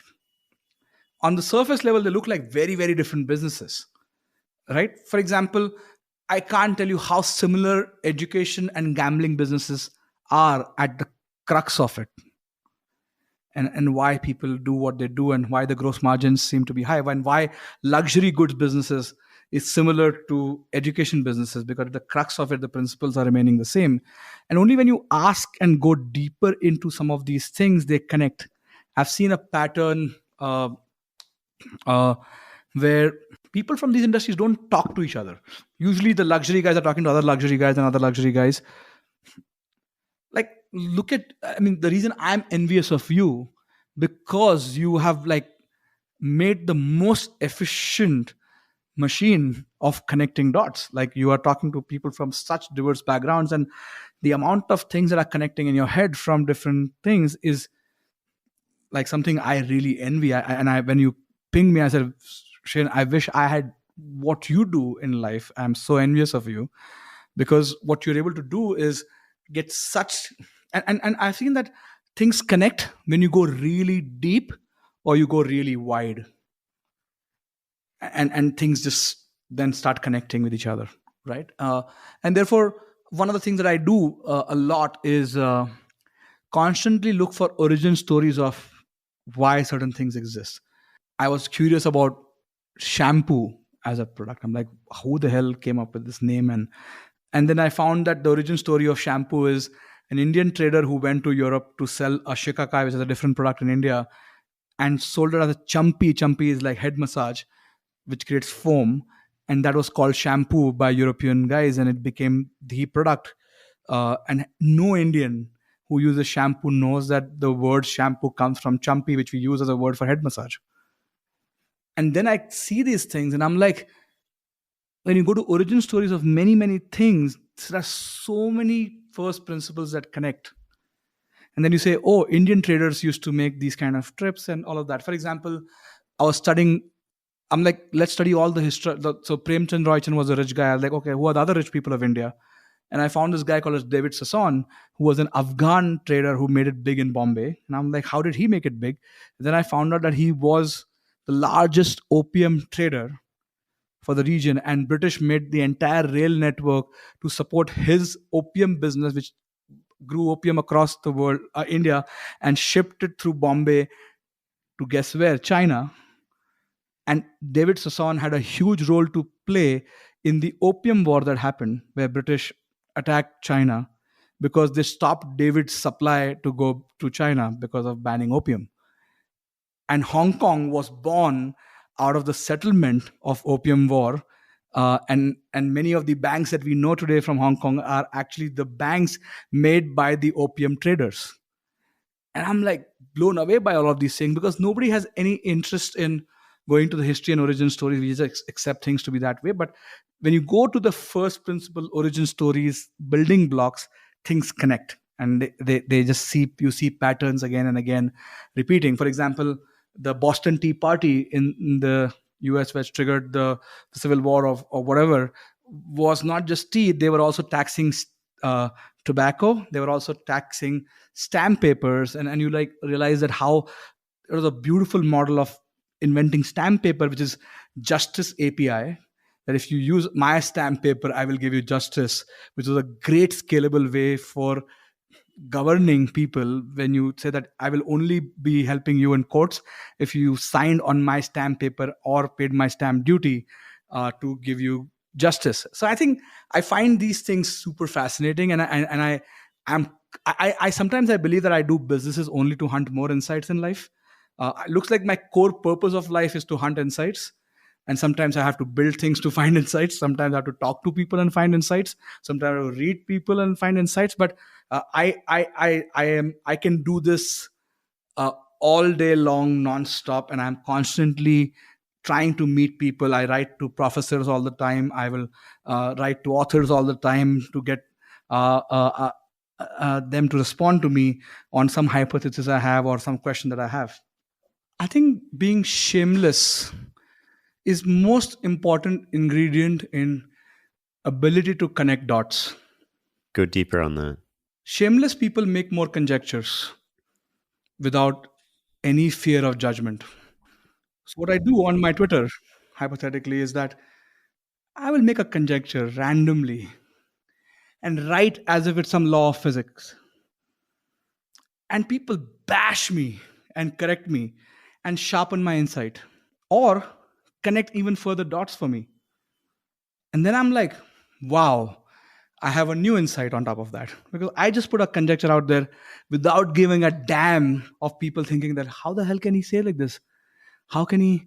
For example, I put a conjecture out during COVID that maybe the new variants are lighter in weight, therefore they can spread faster, but they're less fatal, because viruses seem to have a correlation of weight with how potent they can be. Like, for example, HIV is a much heavier virus than common cold, and therefore it spreads through blood transfusion or sexual transmission, but it is a lot more potent versus common cold, which can spread through air. And I just put that conjecture out there, and people just bashed me saying that you are making a medical statement, whatever, whatever. But I realized that actually this is damn good. This applies to startups that spread faster, are usually have a very light Trojan that spreads versus a very heavy thing. And therefore, if you really want to be a high distribution startup, you have to build which is very light, it spreads like a virus. And therefore, the word viral is born from virus, which talks about how a light content. And therefore, TikTok becoming what it is because it's the lightest possible virus that you can create. that spreads like a wildfire. So I don't fear judgment of like how are you making a medical term connecting it to viral videos to this. And I think shame plays a huge role. I'll give you another example. I made a comment once saying that in elementary table, elements that have a lot of valencies, which is there are more ways for them to bond with other elements, are called reactive elements. And maybe people who also have more valencies are the ones who are more reactive, and they form bonds easily, and they are likely to be more thing. And therefore, people who have lesser valencies are noble, and that's what also called noble gases in the elementary table. And I will make this conjecture in public, and people are like, how can you connect human behavior to elements? And I'm like, why not? I'm not trying to write in a scientific journal. I'm just trying to make a conjecture, and what if this leads to something else? And I think shame plays a huge role. In fact, double click on shame. I found an interesting hypothesis that the fastest way to make somebody feel okay about what they're ashamed of is to make them feel proud about it. For example, the path from shame to normalcy is through pride, which has obviously used and misused in different ways. So, gay pride, and you are a man if you have tobacco, and you are a classy person if you have this whiskey. So every vice becomes normal, or every shameful behavior becomes normal when you convert this into pride. And I think you can make humans do anything bad by just making it a matter of pride. And it's an interesting hack if you think about it, on how you can make people not feel ashamed about certain things. You can say you have to be very proud of this, right? And I think, by the way, I also know that everything that we are proud of are the handles that we give to other humans to manipulate us. So everything that I write on Twitter as things that I'm proud of, like people's intros and descriptions are the trigger points put in public. For example, if you write, I don't know, proud father, proud American, fastest way to manipulate you is the things that I have shown in public what I'm proud of. Because I'm demonstrating my social identity in public, and I'm like giving myself exposed. And I do believe that humans create these identities to belong and fit in, because it's very uncomfortable to say I have no identity. So I removed everything from my Twitter. I have nothing written on my Twitter as my identity. And I believe that one day we should give up your name also, and profile picture also, and get into that zone, because that's when you become impossible to manipulate or impossible to trigger, because you are nothing, nobody, and you just exist in the background, right? And I think a lot of people, when they are trying to say, I'm this proud alum of this, proud of this, or Manchester United fan. In fact, the word fan probably comes from the word fanatic, and fanatics are the easiest to trigger. In fact, I believe that all the people who demonstrate the need to be fans are the people who are easiest to offend in life. I think being fan or having favorites is telling the world that you're extremely easy to offend. A couple points coming out of this. There's I have a belief that there's so much advantage in life that comes from being willing to look like an idiot in the short term.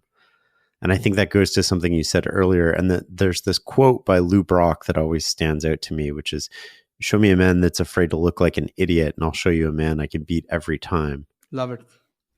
Love it. And I think those are so insightful, because you have a huge Twitter following. And I mean, if you're willing to put yourself out there and be wrong and hone and sharpen your insights, then I think that speaks that everybody can sort of take a step in that direction. And I think to your second point about, we show others what we're most proud of, I think we also show others what we're most scared of. And I mean that in the way of some of the unhappiest couples that I know of in real life are on social media the happiest couples. They have an acute need to show that they're happy, and then they hope that showing that will make them really happy. But the real people don't feel the need to show it to anybody else.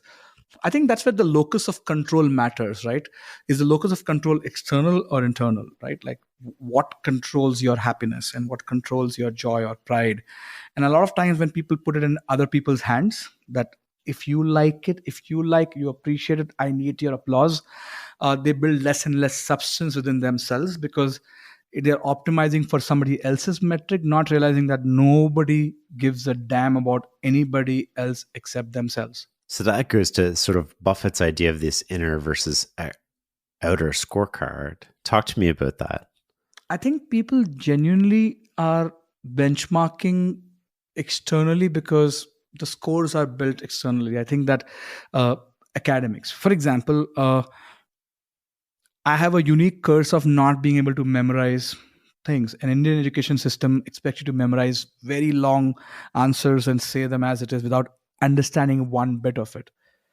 So, as a kid, I always thought that I was a poor student because I would not be able to score marks compared to Indian students who were able to remember more. And therefore, memory tests is what Indian education is all about versus understanding, which I was doing well on.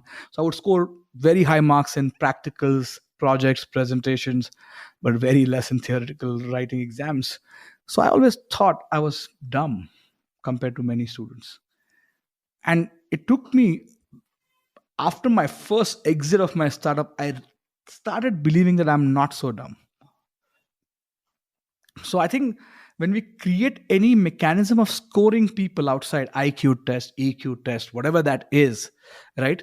Uh, we are removing dimensions that we could be better at. And I think, uh, but if you constantly think about, am I better than what I was 6 months ago, and constantly improving that, it doesn't matter what you define as better than what you were at. And I think you can make wealth by being better on something which is stress solving problems, but you can be healthier or whatever, but not by comparing, but by just looking at, am I better than the previous metric? And I think most people are not keen in looking at that because it feels boring. They want to compare, and the need to compare is acute. uh, and I think I've not seen people come out of that trap. For example, many people who are very smart in India, who are in their 40s, are still comparing to other people in their college batch in the reunion if they are better or not in their success in life. I'm like, but that was 20 years ago. Like, why are you still in this race to compare just with your batch? And I've seen that, therefore, envy is hyper local. It's like Wi-Fi. It works only in a local radius, right? I don't feel envious with Elon Musk. It's not even in my network. So humans have this unique thing of having envy in a hyper local network. We don't feel envious of people who we don't belong in. And therefore, uh, uh, it's good to constantly change who your network is to really do well in life, because we are all going to be driven by the Wi-Fi network range of our envy or our comparison. And therefore, and people like, I think Naval tweeted today, and I had also responded back to that, that we outgrow, the price of growth is outgrowing people. Is this because if you really change your Wi-Fi network all the time to people with better ambitions, better goals, uh, you will not feel that need to win within that local league of yours. So hold on, I want to explore this a little bit more. Envy being local. Is it you're not envious of Elon Musk because there's multiple status levels between you and him, or perception of that? Whereas if there's only one degree of status level, then that creates sort of a situation where envy can take hold, because it's like, I could be that. Whereas like if I look at Elon Musk, I'm like, I can't be Elon Musk. I don't want to be Elon Musk, but like I can't be, the gap is so large. And that relates sort of to what we were talking about earlier, where we're trying to elevate that status by like one level. And I'm wondering if that plays a role here with envy. So I think in the game of leaderboard, and whatever the leaderboard is of, we are constantly playing in our local zone of people who are just below us and just above us, and we are constantly trying to beat that. And therefore, uh, let's say I have, I don't know, some 100,000 followers on Twitter. uh, I will not compare myself to somebody who has, I don't know, 100 million followers. Like, it seems unachievable. Or I'm not going to compare myself in a sport. Let's say I'm decent at swimming. I'm not comparing myself to Phelps, who's won, like, I don't know, 25 gold medals, hypothetically, right? I'm looking at within my group of people, am I beating them or not? And I'm constantly moving up in the rank. So I think the need for this hyper local thing comes from that, oh, I'm going to beat my batch of college mates or my neighbors or my family members. I'm the best cousin who did well. And I think that's where we form some of these leagues, and we're happy just beating those leagues versus saying that, hey, I just need to keep moving up and maybe benchmark myself to a slightly different level. And I think a lot of people self limit themselves because they never ask the process, that what is the process to beat Elon Musk. You may not beat it, but do you know the process of beating Elon Musk? And therefore nobody's interested in the journey of Elon Musk. Everybody's interested in the end state of Elon Musk. That I And But therefore a lot of people behave like him uh, when they have achieved nothing in their life. Or a lot of people try to behave like Steve Jobs when they have not been through the journey of being Steve Jobs or Elon Musk. And I think that's where the disconnect comes, that we love to copy end states and never copy journeys. well, it's so interesting because like if you want to improve, you almost want to copy tactics and ignore results, right? So you don't want to compare at a macro level. You want to compare at a micro level. And the micro level is, what can I do better? What can I learn from you that's going to make my process better? That's going to make what I'm doing better. And I don't want to comparing outcomes is a recipe for unhappiness, but comparing a tactical, because you're imitating and then you create, right? So we all copy things before we end up creating on our own. And imitation is the quickest way to get to sort of average in any domain or discipline, right? You join the workforce, you copy your boss. Your boss is probably an average boss, and you eventually become average. And if you imitate beyond that, now you can start to differentiate and you can go beyond it. But you can't really do that sort of innovation. Well, you can do it blindly, I guess, before you copy, but it helps to copy first. But you need to copy at a micro level. And then the other nuance here that I think a lot of people miss is you need to copy at somebody who's at the next level and a recent next level. So not like a distant. So we often go into these organizations, and I did this when I was 20, 23, 24, I joined this organization. I get this mentor. My mentor is amazing, brilliant, super smart, 25 years older than I am, full of insight, but they're not full of insight at a tactical micro level. They're full of insight at a macro level, at politics, at life, because the skills that got them to where they are not the same skills necessarily that are going to help me in my job today, because they might have done what I did, but they did it 25 years ago. The odds of those things being relevant and useful are a lot less. So you want to find somebody who's done the same thing that you're doing and just did it. So next level success, somebody who just did your job, got promoted out of it. I think the reason we don't do that is truth seeking is not something that is taught actively in our education system, because we want people to accept what we teach them so that they can crack the curriculum or the exams that we've created for them. But we're not teaching truth seeking. Truth seeking, for example, I would say that philosophy should be mandatory in all school education, because it teaches you how to seek truth and question everything that you even studied. And I think that's not actively encouraged. One experiment, I don't have kids, but I love experimenting on other people's kids. It becomes a good testing thing. One of the things I've seen work really well in growing maturity of kids is, or making them insightful, is something I call as the Wi-Fi school. I like WHYFI, which means what you do is at every day at dinner, ask them a why question, or they can propose a why question, and the next day they come up with the answer on why it is the case that way. And like, why is the sky blue? Or you can take anything. They can take why is this team called this name? Why is it so expensive to advertise on Super Bowl? Whatever it is, you can just choose any why that they are interested in, and you do this enough for 1 or 2 years. their compounding just goes like this, because most people are stuck in what and when and how and all of that, but why, it makes you more insightful. And I think doing that early hack in kids just makes them very interested in saying that, why is Elon Musk rich? Why are some people able to be successful? Why is this athlete able to win consistently? Why is this director able to get more revenue in movies versus this guy? Why is this guy artist all the singles all the time hits?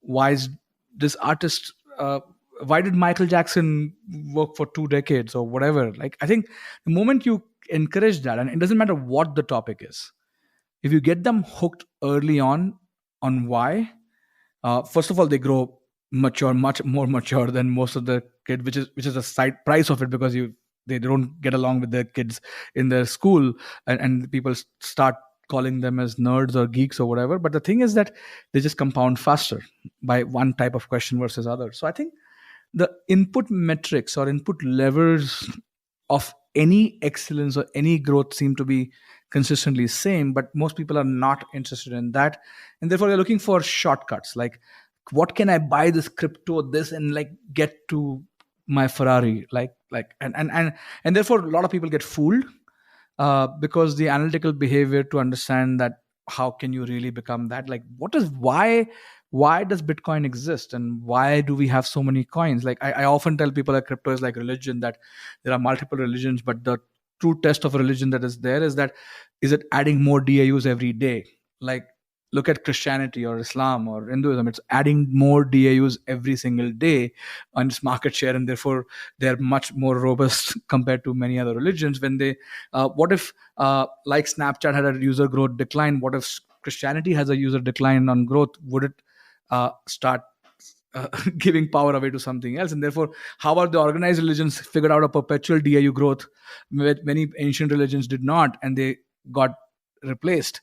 So I think these things are not something that people are curious about. The answers are usually very simple and basic, and that's another thing, we don't like basic answers. We are like, oh, that seems super simplified, but the truth is that when you really go and distill, that things will become simple and basic. But we don't, I think when you are in a high IQ zone, that it feels like cheating when you get simple answers, uh, and you're like, and therefore when I tweet or you tweet, people are like, oh, you're like oversimplifying and grossly non-nuanced, but it's not. Sometimes the truth is as simple as it gets. I always think of things as being, there's simple, but not necessarily simplistic. And so when you're a novice and you look at a problem, it's simplistic. I can solve world hunger. I can do this. And then as you dive in, it's really freaking complicated, right? There's all these things you didn't think of. And then on the other side of that complexity is simplicity. And I think of that as simplicity on the other side of complexity, but it's not a simplistic. So simple doesn't mean simplistic in this case. And then that is like true insight and mastery and understanding. I want to go back to something you said earlier, because I think this is a point worth sort of maybe coming back to or emphasizing a little bit more, which is truth. Most people aren't in the truth business. They're in the story business, whether it's the story they tell to themselves, the story that they're telling to other people. They don't want the truth. They want the story. And I think that there's very few people, entrepreneurs specifically, are rewarded for being in the truth business. If you can't figure out the truth, you go out of business. And so it's a unique subset of people who are actually driven to sort of find the truth. And if they're blind to it, it has huge consequences. Whereas a lot of people can sort of be blind to reality and blind to the truth and focus more on the story. Yeah, I think that's a very interesting point you just made. If you really spend time with entrepreneurs who are successful and let's say successful for consistently successful, you'll almost feel that they are philosophers. And what is philosophy? It means philo plus Sophie, which is love for knowledge or love for truth, right? And therefore, the reason they are successful consistently, because they are in the business of seeking truth. Sometimes they just find something and use it and apply it and build something out of it. but they are in the business of seeking truth. And the frequency of how things are disrupting and getting quickly disrupted is the truth is constantly evolving at a different level, right? And if you can't keep up to it, you will get irrelevant no matter who you are. uh, and I think surface level truth seeking therefore does not create enduring businesses, because you really don't know why the hell are people really using your product. What is the real problem are you solving? Not what you're saying what it is solving. There's an underlying three levels deeper thing which should give you a much larger market and TAM to operate in, but you don't really go seek that. And I think the reason truth seeking is not preferred, because it truly burns more energy, uh, and energy saving is a human trait, right? So uh, I often make that comment that people are not more intolerant, they are just running out of processing power per day more than anybody else in the humanity ever did. So it's not unusual to like authoritarian leaders, because I can't process all this information. So we are not. Oh wait, that's super interesting. Sorry, I didn't mean to interrupt you there. And but you said something I think I've never heard it put that way. We're not less intolerant than we were before. We're just running at a processing power. And if we sort of overlay that to the media, which is designed to hijack our attention and manipulate our emotions, which would be taking away that processing power, the byproduct of that would be that we appear less tolerant in all other aspects of our life, because we're sort of like getting all of this energy sucked out from social media and media, which is designed to sort of hijack us. Yeah. And there is no time and energy to go to nuances. It's not needed. It's not required. And therefore, everybody has an opinion, and they're a lot more opinionated because the nuance is lost, right? There is no need to go into nuances.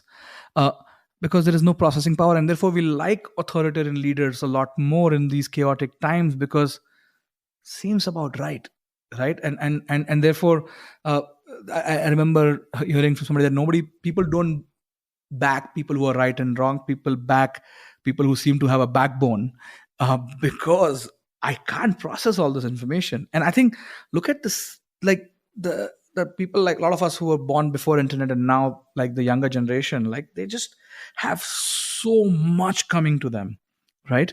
Every day, constantly, that they are therefore just want to click and say yes and no, and all the polls have become yes and no versus all the nuances, and like nobody has time for nuances. So I think the world is going to become more and more intolerant, because the processing power of hardware is not growing at all, but the amount of information that is coming to us is growing disproportionately. And I think the ability of few people to go to nuances, to basic principles, will keep creating more and more wealth, power, anything that you can imagine as important, and as a metric of success, because they are traders of nuances. uh, and all the people who are not traders of nuances are going to be this transient source of energy, that money will flow through them away. And in fact, I'll tell you one interesting thing I've observed. You will rarely meet a wealthy person who cannot keep secrets.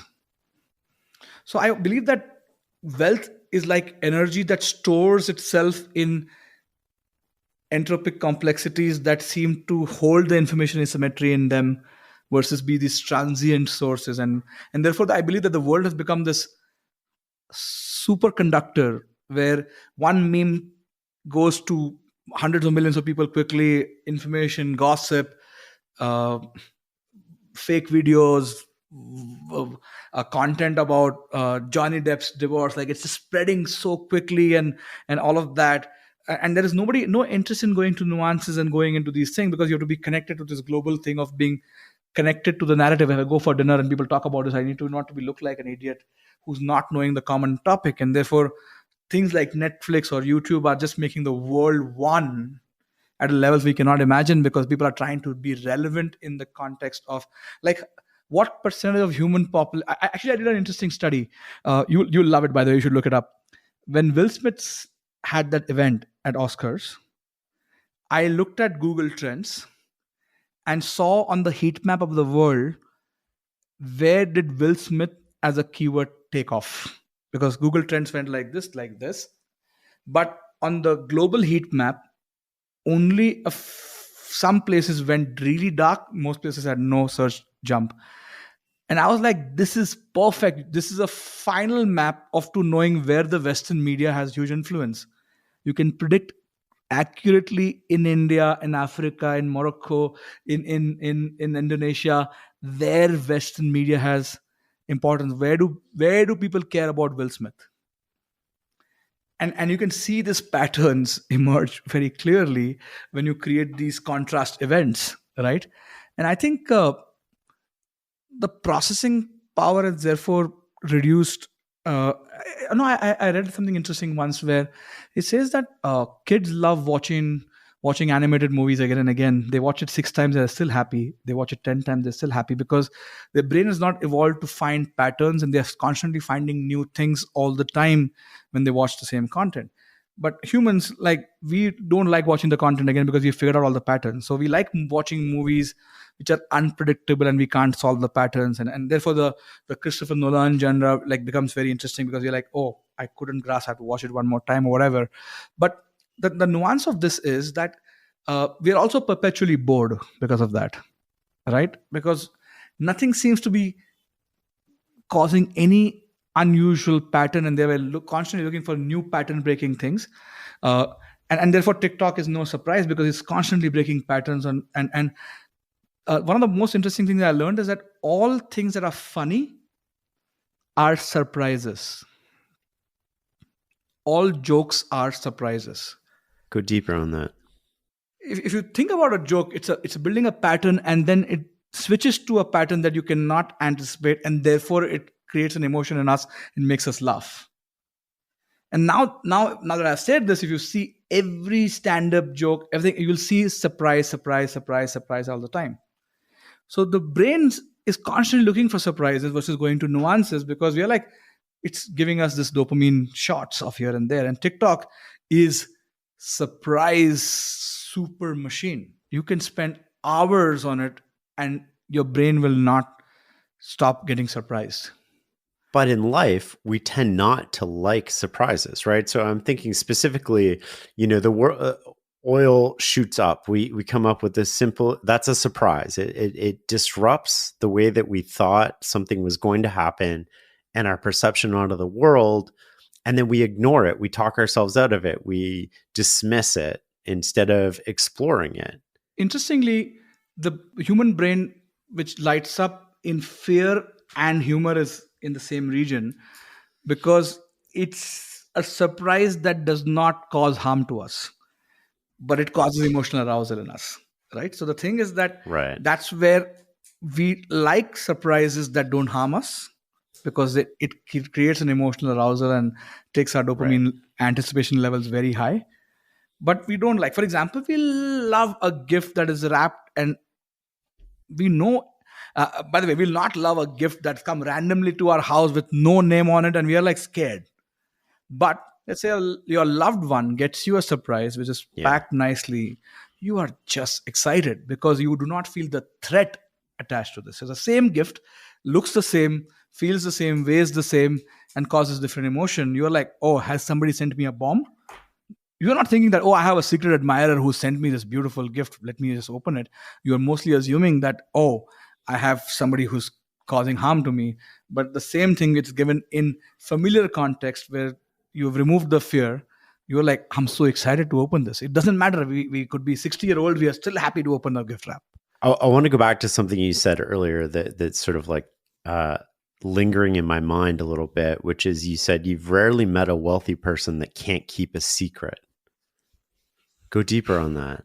I do believe that, and more you study about concept of wealth, we often say that wealth is not zero sum, but it actually is, because wealth is nothing but energy stored. So according to me, wealth is nothing but batteries of energy, where energy is stored temporarily and it keeps increasing, because humans are the only species that have figured out how to convert all forms of energy to our advantage to reduce our local energy consumption or local entropy. So we are the only species that have figured out nuclear energy, solar energy, kinetic, every form of energy we convert to our advantage. And therefore our wealth keeps growing. And if you look at, since industrial revolution and invention of electricity, the wealth and GDP of the human population went up like this. It did not go like this, it went up like this. Right. And if Elon really cracks a way to get solar to come to our cell, the world's wealth will go disproportionately as well, because guess what? We figured out free energy, unlimited energy. Right.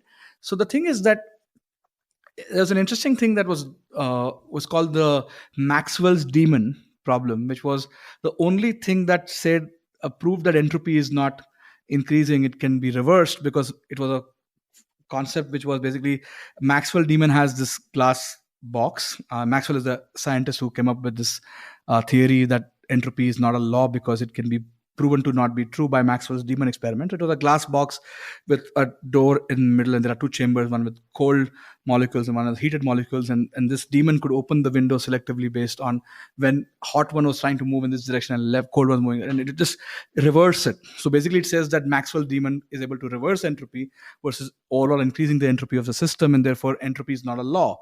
Then people, after many years, figured out that the brain of the demon is part of the system, and the overall entropy of the system is growing, and therefore human brain and therefore the information theory and all of that comes in, saying that entropy is constantly increasing because of the information asymmetry in the demon's head.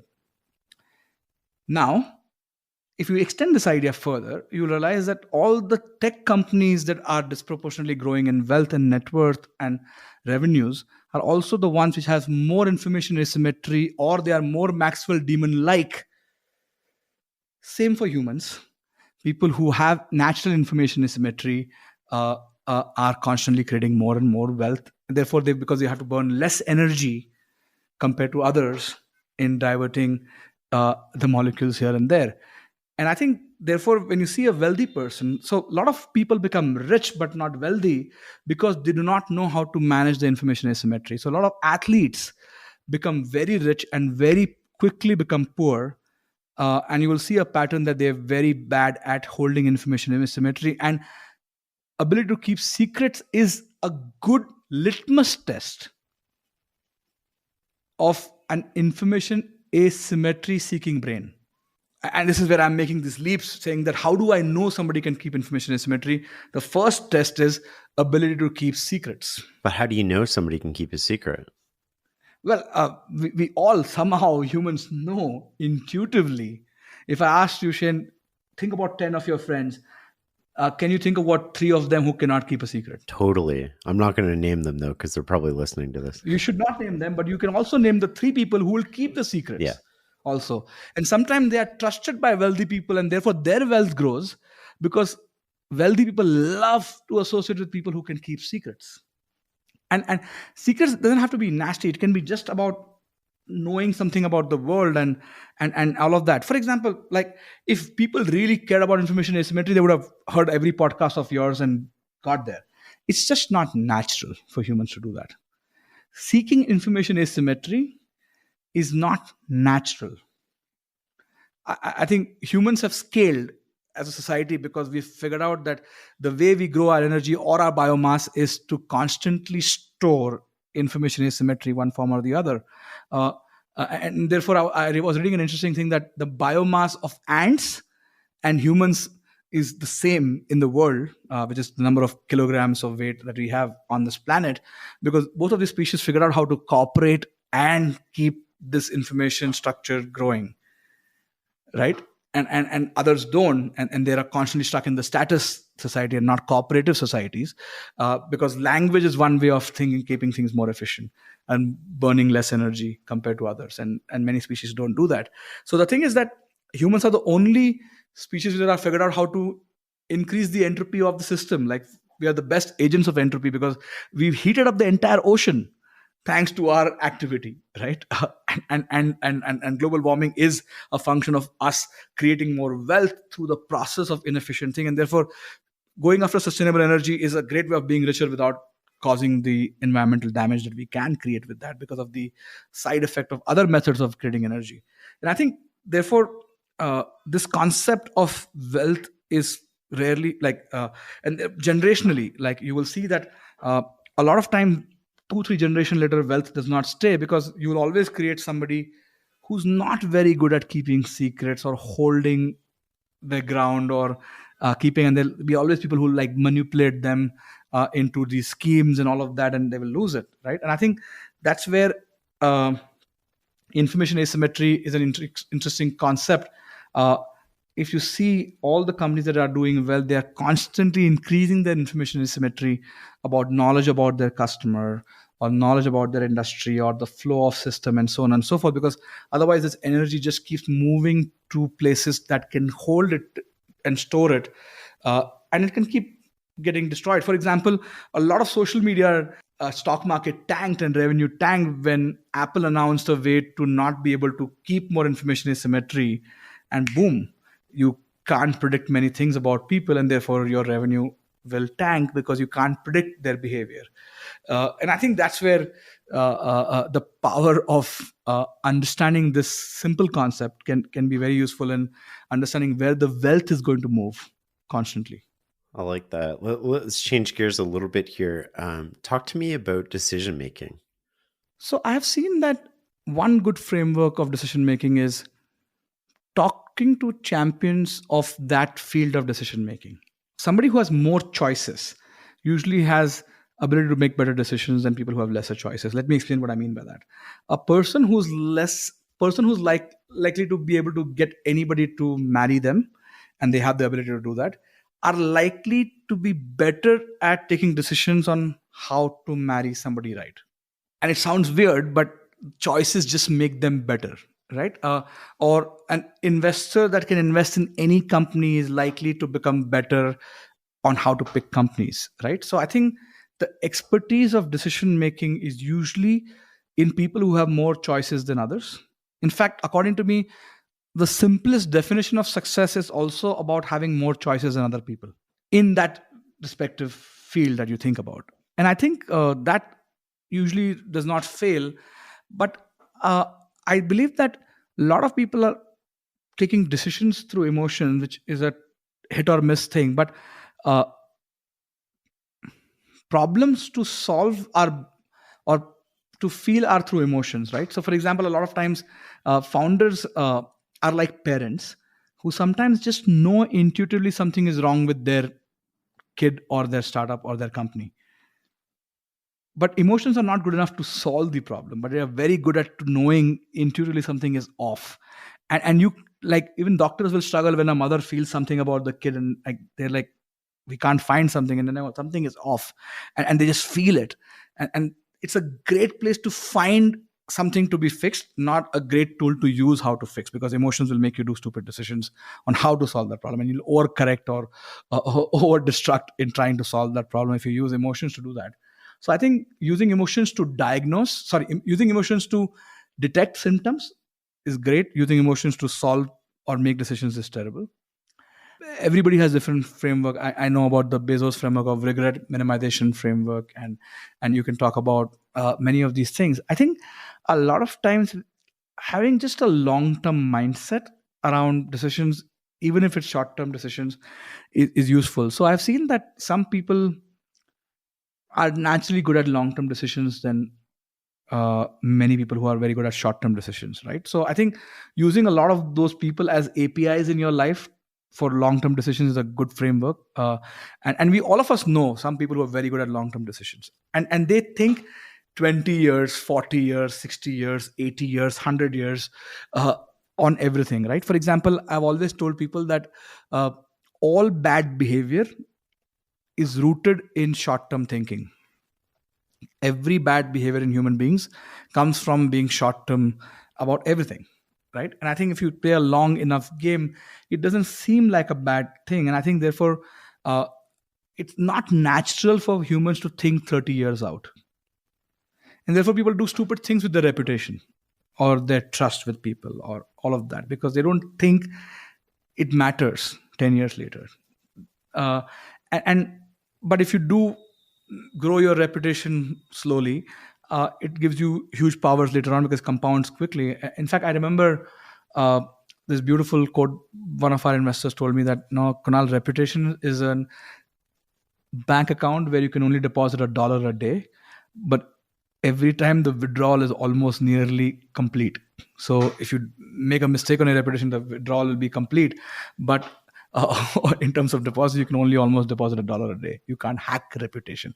In fact, everybody who tries to hack a reputation is penalized badly by the society, and they get corrected quickly. But slow reputation usually gives you more currency to outlast. And I think when it comes to decision making, like thinking about what is the slow currency of life, reputation, wealth, all of that, like don't try to hack it. Anybody who's trying to hack it will always lose it quickly, because they'll not have the muscle to retain it. For example, a lot of people who get rich quickly without really building substance are exactly the people who get to play advanced sport without building the muscle for it, and they get injured because they have not built the muscle to handle that. So I do believe that some people are just naturally good at judgment, and the reason they are very good at that, because they love to be right a lot. And I think I'm sure you had talked about this concept of decision journals and all of that. But the thing is that intuitively, people who are very good at decision making are constantly journaling, without even sometimes not writing, but constantly evaluating everything that they did in the past objectively without feeling emotional about it, and constantly reflecting on it and improving their algorithm. Right. And I think in terms of decision making, there is this thing that you say, what would Steve do, and what would Bezos do, what would this do? Actually sounds stupid, but it's not. Or what would Jesus do? Right. These are good frameworks to say that, let me try to think like them and see if they would do it or not. And I think sometimes just creating this mimicry of sorts would be very powerful. That would this person do this, what this, and I think the only good use of reading a autobiography or biography is to be able to answer this question, that would Elon do this, would Steve do this? Two comments on sort of what you just mentioned there. One is, when you think long term, you eliminate a lot of poor behavior.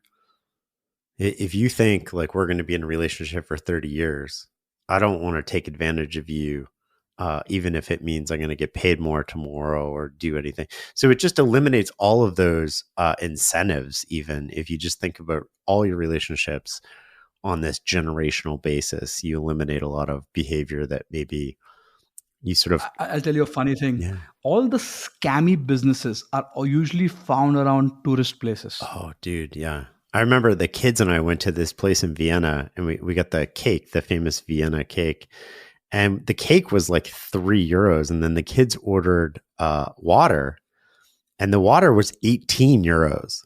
And we had this amazing conversation around, like, how is it possible that they can charge €18 for water and still have a thriving business? It's very simple. All the places that are built around tourist places are designed to optimize for short-term behavior, because there is no repeat customer behavior. Exactly. So all the scammy people will self-select themselves to be around tourist places, because I don't need to optimize for my long-term NPS. Yeah. So they self-select themselves in these one in many. And then there is no thing that, oh, buy this Vienna cake. Nobody's going to, no friend is saying that, Shane, when you go there, buy from here. Like, nobody's saying that as well. So it self-selects itself into scammy businesses. To the other point about asking yourself, like, what would Steve do or what would Elon do? One of the reasons I find this so helpful is that the source of all of our biases are blind spots. You know, we can only see through our frame of reference, but the world exists outside of our frame of reference. And when you ask yourself, like, what would Warren do, or what would Steve do, or, you know, what would Kunal do? What you're really doing is you're getting out of your own head and you're seeing the world through a different lens. And that in and of itself starts to reveal blind spots. And the source of all bad decisions is blind spots, because if you knew what was going to happen, you would obviously never make a poor choice. everything makes sense based on how you see the world. And so what you're really doing is you're shifting your frame of reference, which is the only thing that I've ever seen helpful at avoiding cognitive biases in the future. Because cognitive biases are so good at explaining why we made a mistake, but retrospectively in the past, here's why you screwed up. And it's like, well, that's great. How do I use this information to make better decisions in the future? And it's like, actually, that's really tricky. The smarter you are, the more likely you're not going to be able to do that. Checklists don't matter. You know, when I talked to Daniel Kahneman, he said the exact same thing. He's like, I've studied this for 60 some years and I'm no better at avoiding them. And I'm like throwing my hands up going, well, what the heck? But what I have seen being super useful at avoiding them is to think less of them as cognitive biases and think about frames of reference. And do I have the right frame of reference to see this problem? And how can I shift my frame of reference to see it through a different lens, through somebody else's eyes? And that comes down to curiosity too, right? And truth seeking. Because I want to see the world through your eyes. I want to see what it looks like, see what you think. I don't have to agree with it. And I think that's where people instantly like tune out. They're, oh, I don't agree with the way that you. No, I want to understand how you see the problem, what interconnections you see, what variables you see. And it's through that reflection that I'm going to get more insight into the problem. It's funny you're saying this. All the people who are seemingly very good at decisions, they tend to have multiple personalities in thinking about situations. They can almost think like 5 different people at the same time. And they can become different people and see blind spots of that. And explain the problem exactly through the lens of that person. Or instinctively just able to reject things. For example, let's say we are trying to hire a senior person in our startup. And let's say we have read autobiography of 5 successful people in life. And we can really live through that thing. Or let's say movie characters that we have seen, and we have built that reference in our head on what they would do and say, would this person hire this guy? And it's weird. We'll be able to instinctively feel from there and say, no, there is no way this guy would touch this guy. Why? Because he's not smart enough to meet that level, or he's not creative enough and does not have the slope like the way this guy did it. And we always can come up with that. And therefore, being able to getting multiple perspectives. So 2 things I have seen, right? People who are saying well-read, well-traveled is nothing but acquiring more lenses in life to see things. The word unusual starts dying as you travel more, as you read more. You are less shocked. You're less surprised because nothing seems unusual. You've seen it all, and therefore you have acquired different frames.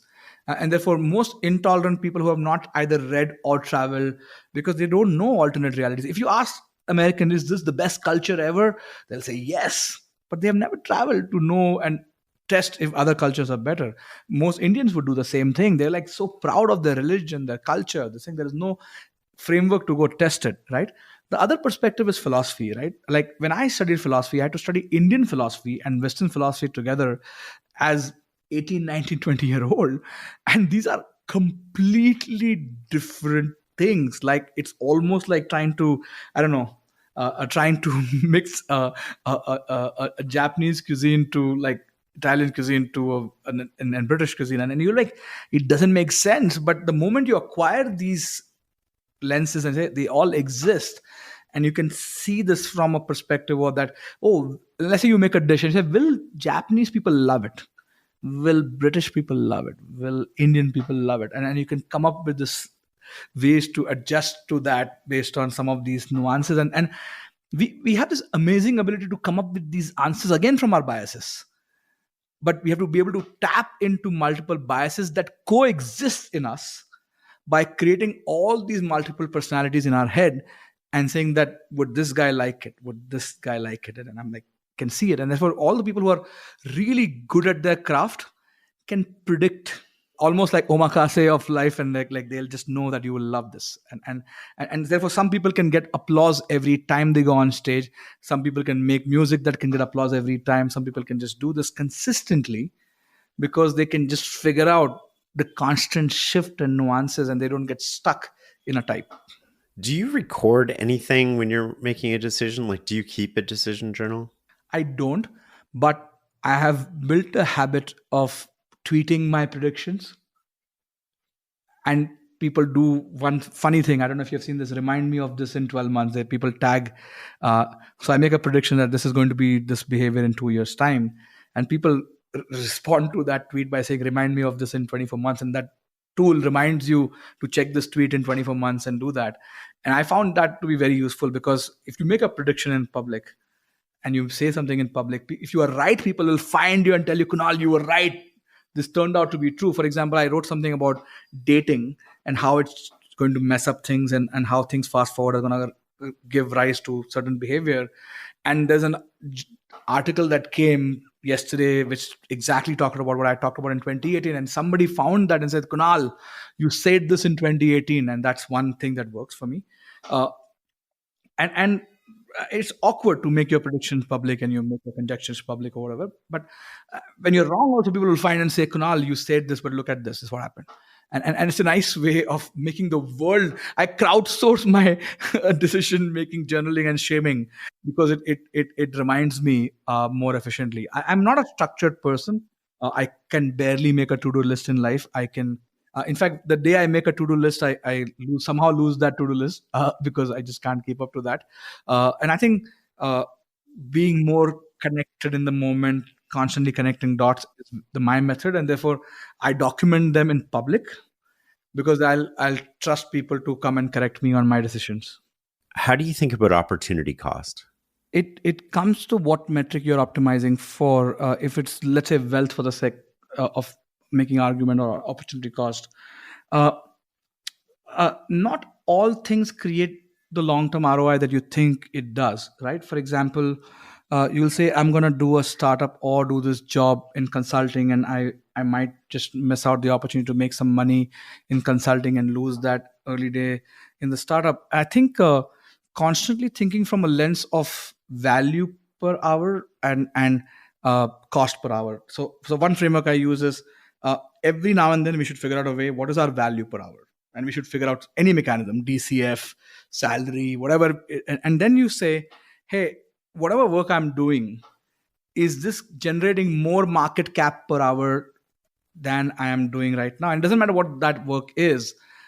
If it's causing that, then you will do well, because you would disproportionately beat the index of your salary per hour, which can be predicted very quickly. Good thing about jobs is that you can make that clear prediction, and that's not bad. You can say that, hey, this is going to create this, and people are very good at doing the CAC LTV math, saying that if I do this MBA, I'll unlock a consulting job, and then I can get placed into Amazon, and this is what my career trajectory will look like, and this is what I can be in net worth or whatever basis. And that's a very safe path that many people take.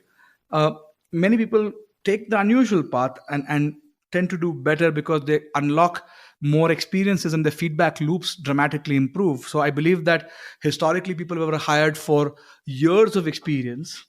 I think in future people will be hired for experiences per year, right? And I think that is going to create this, that is your dx by y, is your slope really really high. And I think that's where, if you look at, when does a startup become a big company? It's a good question to ask. Like, when does a startup become a big company? Is Amazon a startup or a big company? Is Uber a startup or a big company? Like, is $1 billion valuation makes you a big company? I think the answer is very simple. When you reduce the concentration of people with very high slope in the company. Yeah, trajectory matters more. Correct. So if you reduce the concentration of people who are not high slope constantly, then you become a big company, because by design, preservation does not come for people with high slope. They will demand more from the company. They will push it. They will not want things to be in a certain way. And then therefore, and by the keeping the high slope people in a company is the hardest thing to do, because every ambition of yours will look silly to most people. And therefore, sometimes I wonder, like, Elon is going to probably have, I don't know, $500 billion plus companies, maybe six. I think the biggest thing he's done, he's just extraordinary at collecting strong slope people all the time and keeping them engaged. to feel excited and ambitious about doing what they are doing, because they just will push everything, and all you have to do is orchestrate those people to do great things. Well, it's so fascinating, right? Because there's attracting high slope individuals, there's retaining high slope individuals, and then there's a sort of natural selection where if you allow a certain number of people who are average or low slope, if you will, to permeate the organization, it changes the environment in which people, like basically another way of saying high performers want to work with high performers. And if people see, if you're working with somebody who is a high performer, you are better, right? The standards are raised. Even if you're an average, you're slightly above average now because you want to work harder. You're learning more. You're excited to go to work. It becomes less of a job and you're more all in. But the minute a high performer is surrounded by people who are mediocre performers, they want to leave. They get frustrated. They get cynical.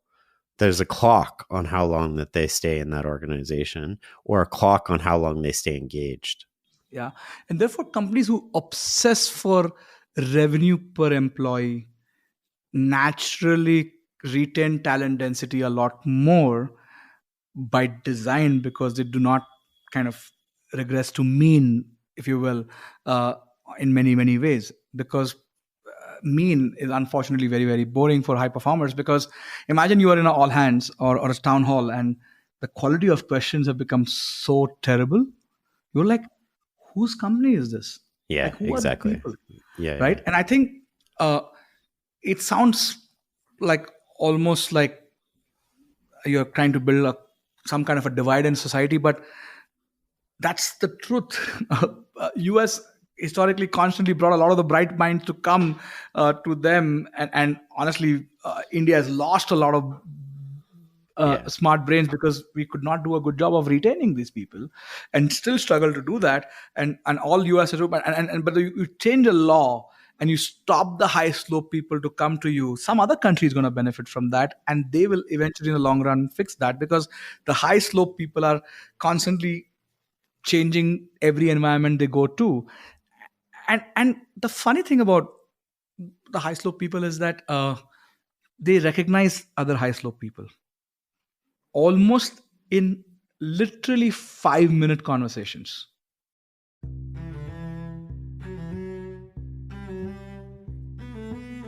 Yeah, we're definitely going to need part 2, maybe part 3. But this is a great place to end this conversation, Kunal, and I really appreciate you taking the time. And I'm already excited for next time. The Knowledge Project is produced by the team at Farnham Street.